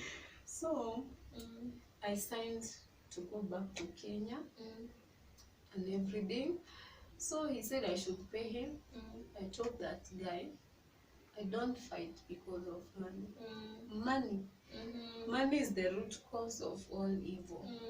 Today you will have money, tomorrow you don't know. Sure. He might take that money na kosa kufika nyumbani nayo. So even if he wants it all, just give him. He wants money, give him all my salary. So they were like, no, that's not right. You need your money. You have worked for it, you have toiled for it. Nikwambia mimi I can't fight for money. It's since he wants money, just let him have it all. Wakakataa kabisa. Nikwambia okay, subtract what you have to subtract, give him what he wants, then the rest we pay. And that's what happened. But mimi nikwambia Mungu, the laborers deserve their wages. That's the Bible verse. The laborers deserve their wages. I've done nothing wrong. Nimewafanyia kazi. Na unajua hangeambia ati Muhammad siku anafanya kazi. Angeambia huyu Egypt nani Muhammad, yani yule Mwarabu alikuwa, manake alikuwa ameshamwambia hawaki is good, anafanyanga kazi poa. So saa hii nyuma tena aende amwambie sifanyangi kazi, si ataonekana muongo. Sasa huyo ni kama sijui alimfutisha kazi, sasa sijui alifanya nini katoka kazi. Watu wengine wakaja na ujua hawamjui. So walienda kuambia sifanyangi kazi. Unamjua? Siatamini tu. So wakaniambia unaenda na ndege ya saa nne. Nikamwambia no problem. Lakini kukakaa kuja kaniambia we can find another place for you. Maybe you can add several months and work for 1 year. Nikamwambia if I can find a job to complete my contract, those remaining 6 months, I can. But asking me to add another year or 2 years, I cannot live with these animals. These are not humans. Since I was born, I have never seen this. And so he's like, no, you know Arabs, they are hot-tempered, what? I told them, hey, this is madness. That's not being angry. I cannot live with animals. Let me just go back to Kenya. So wakanidanganyilia and they told me, okay, we'll take you to a place, you will rest, then think about it. Right now you are angry, maybe. I told them it's okay. So tukaenda, nikapelekwa hostels. There I met Ugandans, one Filipino. Yeah, I met several people. I met 2 people. Sasa mimi na kimbelembele yangu, wacha nikwambie, it's like God was using me in some way or kurudisha mioyo za watu somehow, I don't know. Manake I found that Ugandan very hopeless. She was so hopeless. Yani ujue yeye aliletwa, wamekataa kumlipia. It's not my thing to speak, but I was like a radio. That time. I was like a radio. God gave you words. I was like a radio. Nilienda nikaanza, I started narrating the story. Yani mtu alikuwa na huzuni alicheka, yani akarudi tu sawa. She was so happy and she was like, you are a God sent. You made my day. I was so stressed up. So I started encouraging her. I told her don't worry. But huyu Filipino hata acheki, but kuna ile juu ile nachekesha sana, anashindwa kufungia, anajaribu, lakini alikuwa yani ukimwangalia hivi unaona hii ni roho mbaya kabisa. kabisa. Na hiyo ndio imekuja sasa ikaniharibia maneno hostel. Sasa ndio nianze kupigana na sasa za Wafilipino. So I encouraged this girl, nikamwambia utatoka tu, hata utatoka mbele yangu. You will leave this place before me very soon. And that's what happened. Akapata job, she left, nikamwambia you just go. Grab the opportunity, go. Akaenda akapata kazi hivyo. Sasa ikawa nimeachwa mimi. Sasa wenye walikuja ni Filipinos. Huyu demu juu alianza kunipiga. Nikashindwa, who is this? Who is that?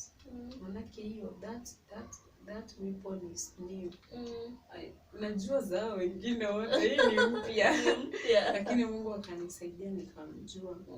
So that's another battle. Kenya and Filipino. But not Kenya, God. Because it's God who fights our battles. So she started fighting me. That place was, yani unasikia anga imefungana kabisa, you cannot pray. Remember, I'm still fasting. 21 days You're still fasting. I'm still fasting. So they started fighting me. Sasa she has already know I'm an enemy to her. And every Filipino mwenye alikuwa anakuja anaambiwa this person is not a good person. Na unajua ilikuwa imefika to a point, I understand Filipino, I believe I've never heard of it. The time they are talking about me, naelewa Kifilipino, not because I live, but naelewa tu.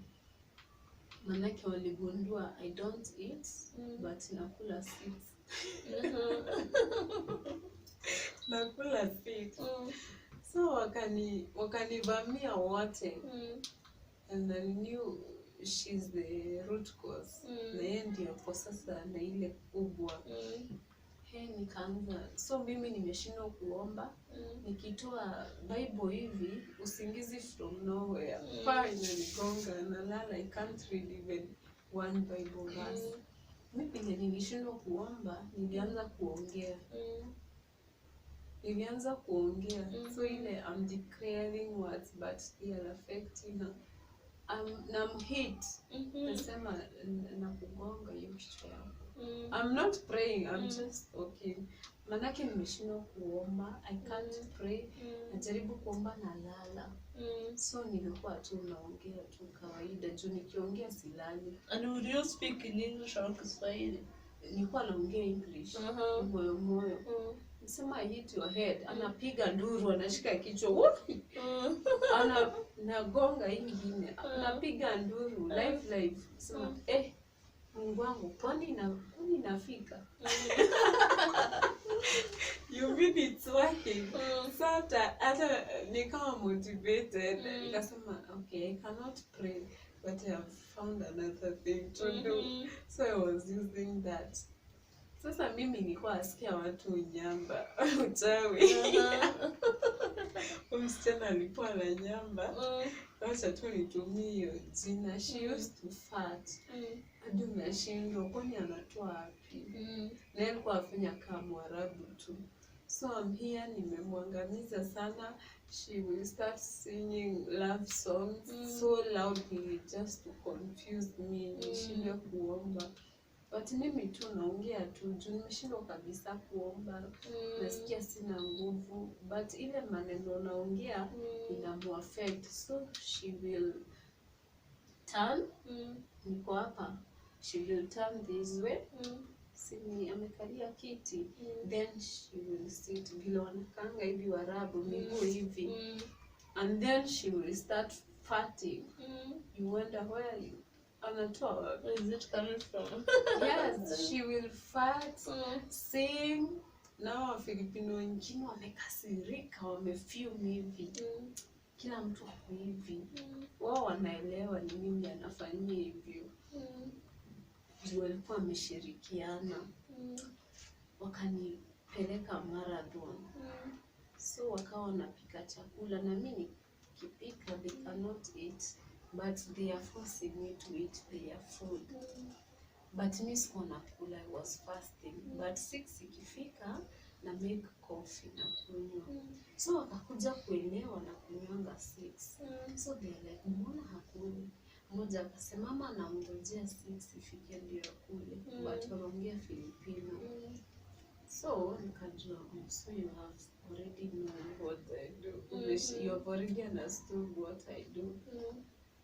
Haya. So umejua I love coffee, but I don't eat. At 2 p.m. They made me coffee. They made me coffee. They're like, Florence, there is coffee here. I told them I don't want. I will take, if I need it, I will just prepare. They said, no, you have to take coffee. I said, no, I don't want. Now I insist. Akatengeneza na akaniletea, akaniambia, Florence, that's your coffee. Take. Hey, no, hiyo ilikuwa temptation. I told God, please God forgive me. These people, they have already known what is happening. Allow me to take this coffee, but 6 p.m. I won't take any coffee. Yenye ningetake 6 p.m. Let me just take it now, so that I may confuse them. So I took it. I prayed for it. Me, I never believed something will happen to me. I just say 1 Timothy chapter 4 verse 4. Everything is made holy by the word of God and prayers is received in thanksgiving by those who believe. Because nothing that comes from the Lord is unclean. It is good. Everything that comes from the Lord is good. So I stood by that verse. I drank coffee, and that was it. So I told God, if it's your will for me to go back to Kenya, I'm ready. Take me where you want. But if this is the cause of the evil one, just to put me to shame, don't let me be put to shame. Imagine nimerudi and everyone ananiona nimekuja zero, I have nothing, nimechakaa.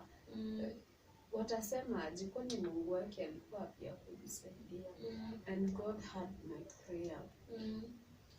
Nikamwambia, even if they say it's difficult to find a job for me 6 months, I believe everything is possible before you. So God, you can bring that person wherever he is, and I will find that job. So after 2 weeks, I found a job. A man came. Kitu kaniambia, just make your hair. Kumbe kesho na kujua juu nilikuwa nimeachilia nywele. Hiyo season ilienda.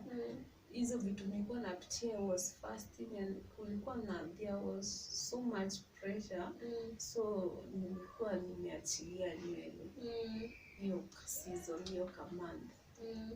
Lakini nikatengeneza nywele nikiwa huko kwa hostel. Huko ni by the kuna dem Filipino alikuwa ananisaidia na simu, but I don't know whether she used her mobile to do things. I don't know, because whenever I feel that whenever akienda kulala, she used to leave the mobile with me, her mobile, ananisaidia, niambia, Florence, have my mobile. And then my left hand, I will feel as if navutwa damu time natumia simu yake. So niliumwa na hii mkono sana. Actually nilikaa months ndio ipone kabisa. Ilikuwa inaniuma. Nasikia ni kama there is something sucking my blood. But something told me nilikuwa nahitaji kitu from the room, because I never slept in that bedroom. It was so scary. Lakini wao wako comfortable huko. Yani unasikia uoga as if there are things. Yani there is no breakthrough to pray. So mimi nilikuwa nalala hapa kwa kiti. So wakawa kutoka kwenda kwa bedroom usiku wa manane nikapata ule msichana ameface inside mliko. Kuna vitu alikuwa anafanya. So unajua ni kuna giza. Mimi nilimuona vile niliingia hivi aligeuka haraka na akajifanya amelala. So nikajua kumbe ni wewe unanifanyia hivi. Jumia alikuwa ananiachia simu. Kumbe hiyo simu sijui mama anatumianga kusuck blood because sometimes even she will come and watch Anaconda, this movie for snakes, and then she's like, watch this, it's so good. And very early in the morning, she will come from the out of the bedroom, akuja place nimelala, then she will drop the blanket on my legs, and then I will feel it's a snake, big hivi, si kadogo. Nasikia nimekoiliwa miguu hivi. Sizo nimelala but una move hivi miguu. Najaribu kujitoa juu nasikia kio nikinyoka kimenisurround kwa mguu. Alafu naamka nampata hapo. So anaketi chini haraka. Siku moja tu nikampata red handed. Ameshika kile kiblanketi ako pale kwa miguu yangu. Amekishika hivi amesimama hapo. So sijui alikuwa anafanya nini. Amekaa hapo nayo then akaniamshia kwa miguu. Nikasikia kabisa ni kama kinyoka kimeniroll hivi kwa miguu. So nikajaribu kuinua mguu hivi. Yeye akalala haraka. Akaanguka hapo kwa hiyo kiti ndogo akajifanya amelala. So nikajua these people are my enemies kabisa. Na nilikuwa nakaa na Bible kwa mfuko. Kwa jacket, kuna jacket nilikuwa nashinda nayo. Nikitoa hiyo jacket wananipeleka vizuri. But nikiwa na hiyo jacket, hiyo jacket unajua nilikuwa naeka Bible. Wanatoroka, wananiondokea, wanaenda. So hapo nilikuwa nimepeleka nyuma kidogo about Filipinos, but wakaenda tukaachwa na huyo mmoja. Actually she used to smoke. Sorry. She used to smoke. But nilipata job. Sasa huyo alikuwa anafanya zile za choo. Unaona first someone will operate the mobile. Sasa wameharibu sura hata yuko huko. Unaona yuko huko. Hata ukimuongelesha ajibu. After ameoperate simu like 2 hours or something, ataenda washroom. She won't help herself. She will just pretend she has helped herself. Then she flush the toilet. Wakaenda wakaniacha. So Uganda moja akakuja. She had escaped because she had those Arabs planning to kill her. Wamtupe kwa dustbin waseme ni corona. So she escaped. So she came and slept in that room. So she told me morning, akaniambia, what's happening in this house? Nikamuuliza why? Akaniambia I never had sleep. And I could see a lady running all over this room, crying, and her face was cracking, and alikuwa na mwaga damu. So she was explaining huyo demu alikuwa, and she has long hair, and alikuwa na crack huku, and damu inatoka kwa macho, yani she's crying blood, and she was running all over the room screaming like someone is tormenting her. Na walikuwa wanaangaliana hivi but alikuwa anashindwa kufikia huyu Uganda. Hai, nikamuuliza lady, yes brown. Nikamwambia does she look like this? Does she look like this?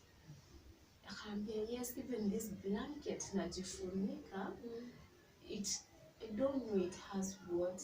I'm really scared. Nikamwambia does this lady looks like this? Nikamdefine that Filipino juu alikuwa ameshaenda. And she was scared. She was like, oh my God, do you know her? Do you know her? How comes you know? Why are you telling me this? Why are you explaining everything the way she looked like? I laughed. I told her, I can't speak because these ladies sleeping here, they were together. But where you are sleeping, that lady was sleeping there. She used to sleep on that mattress, covering herself with that nini. So it became, ikawa scary, yani. Nikamwambia tu acha hizo story. That lady, but she's a Muslim. But anakuambia mambo spiritual, nashindwa what kind of a person is this? How can someone understand? Ama hata ni si mtu. Unajua alikuja nilimpea nguo. Nilimpea nguo mpya, nilikuwa na nguo, so wakikuja wakitoroka wakikuja bila nguo na wapea nguo zangu. Ile jacket nilikuwa nimeenda, trench coat na wapea. Nikawapea, hata niliziacha huko, nisema siwezi zivaa tena, ndio sijui mtu ako na nini huko. Kasema acha zikae hapo, mwenye atakuja maana nguo anaweza endelea kuzivaa. So wakawa Wakenya wakakuja. Bila Wakenya walikuja, sasa kutoka Kenya wameingia Saudi Arabia fresh. Sasa ni mimi kuanza kuwapreachia. Kwanza kuwaelezea maneno bila kunaenda. Alafu kukawa na mtu anaongea about fast fruit. It's like God wanted to teach me about fast fruit because I remember I read something to do with fast fruit and I had watched a preacher explaining about fast fruit. So this girl comes with this topic of fast fruits. So I was just there listening and I'm like, maybe God is speaking to me through this lady and I cannot understand. But I took that thing seriously and truly God wanted me to learn something. Manake that job alinipea, the second house, the first salary nilieka, nilikuja kutoa fast fruit. So ndio nikarudi sasa, they left, nikawaacha huko and me nika find a job. Ndio sasa tuingie pale, kule mwanaume nimetengeneza nywele, nikaenda. That's how I found another job. So this job you have found another job whereby you work for 6 months. For 6 months. So I went with that man. But family yangu ikumpenda. Ikumpenda, but mi sikuwa hivyo. Yani Mungu alikuwa amenibadilisha roho, hata siwezi. Even that hatred, mimi I never had. Ilifika to a place wananifanyia, but instead I feel pain, I used to feel joy. Actually mtu angeni hurt and I would just go and laugh. So God gave you the strength to keep on moving. Yeah. Though I'm going through sorrows, I had the joy of the Lord.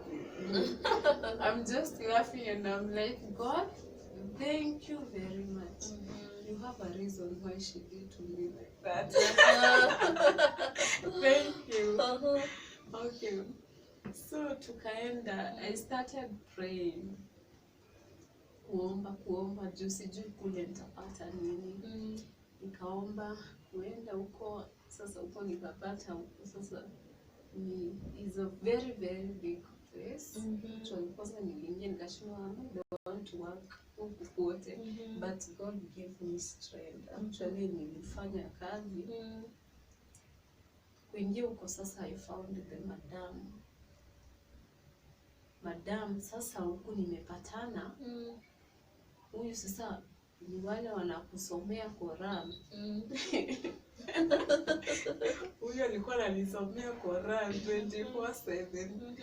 But by the time I'm out of that place, hakuwa na soma. So tukaenda nikamsalimia. Akaongea kazungu kadogo, Kenya, yani you're from Kenya, yes. So hata to rest, nikapata chakula tumeweka hapo, sijui tumewalibaki. Manake kama singekuwa fasting, hizi chakula nimekuwa nikipewa nishazikula. Na sijui zilikuwa So first day ilikuwa imenisaidia kuruka mitego za chakula. So I did not eat that food. Vile tu niliingia hivyo kitchen, nilitoa vyombo safi nioshe, nilipata sahani safi hapo, nikaambiwa osha. Mimi nikaosha yenye ilikuwa hapo chafu. Hizi nikasema ni safi, labda wao wanaziekanga hapo. Kurudi wakaniambia na hizi haiko ni safi. Okay. Kia zingia. That's coming. So this new. I've never heard of it. Hizi zingine zote najua ikirusho najuanga hiyo imetoka kwa nani, hii imetoka kwa this one is new. Who is that person? But Mungu akanisaidia, nikajua huyo mama. Sasa alikuja akarusha akiwa karibu na mimi, nikajua okay, so it's you. Ni sawa basi.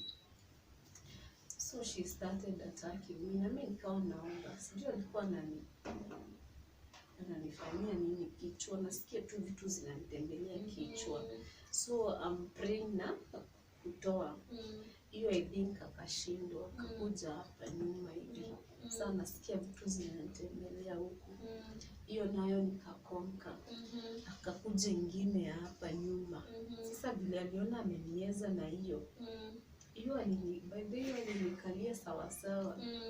I used to pray, I used to cry and cry and cry. Ndio Mungu aniondole. I never had peace. Aki hata saa hizi ndio inaisha by the way. Sasa ndio unajua ame lose powers. Because msikiangi sana. Haina amani kabisa. Nikikuwekelea kitu hapo, you don't have peace. Alafu if you don't pray to cancel it, inakukalia, you become heavy, doing anything. Nasikia mwili ni kama, yani you are heavy kabisa. Walking is a problem, you just feel like sitting. You can't even start 2 minutes. Na mimi nililia haki Salome. I cried. Ndio kitu ikaondoka. Akarusha tena. Sasa kurusha alinisomea Quran usiku mzima. Alisoma Quran, hakwenda kulala. Si ni room yangu. Amekaa on the other side of the room. Hapa hivi. Hapo ndio nilimpata. Na yeye sijui na yeye niliambia. Mimi I've not slept the whole night. I've read the whole Quran. Amesoma Quran yote mzima. From page 1 to page last. Na mimi yote niliamka najaribu kuinua kichwa hivi. Nasikia ni kama kichwa mawe, ni kama miba inanidunga hivi. So nikajua, so you are the one behind all this. Nimekuwa ukinisomea Quran.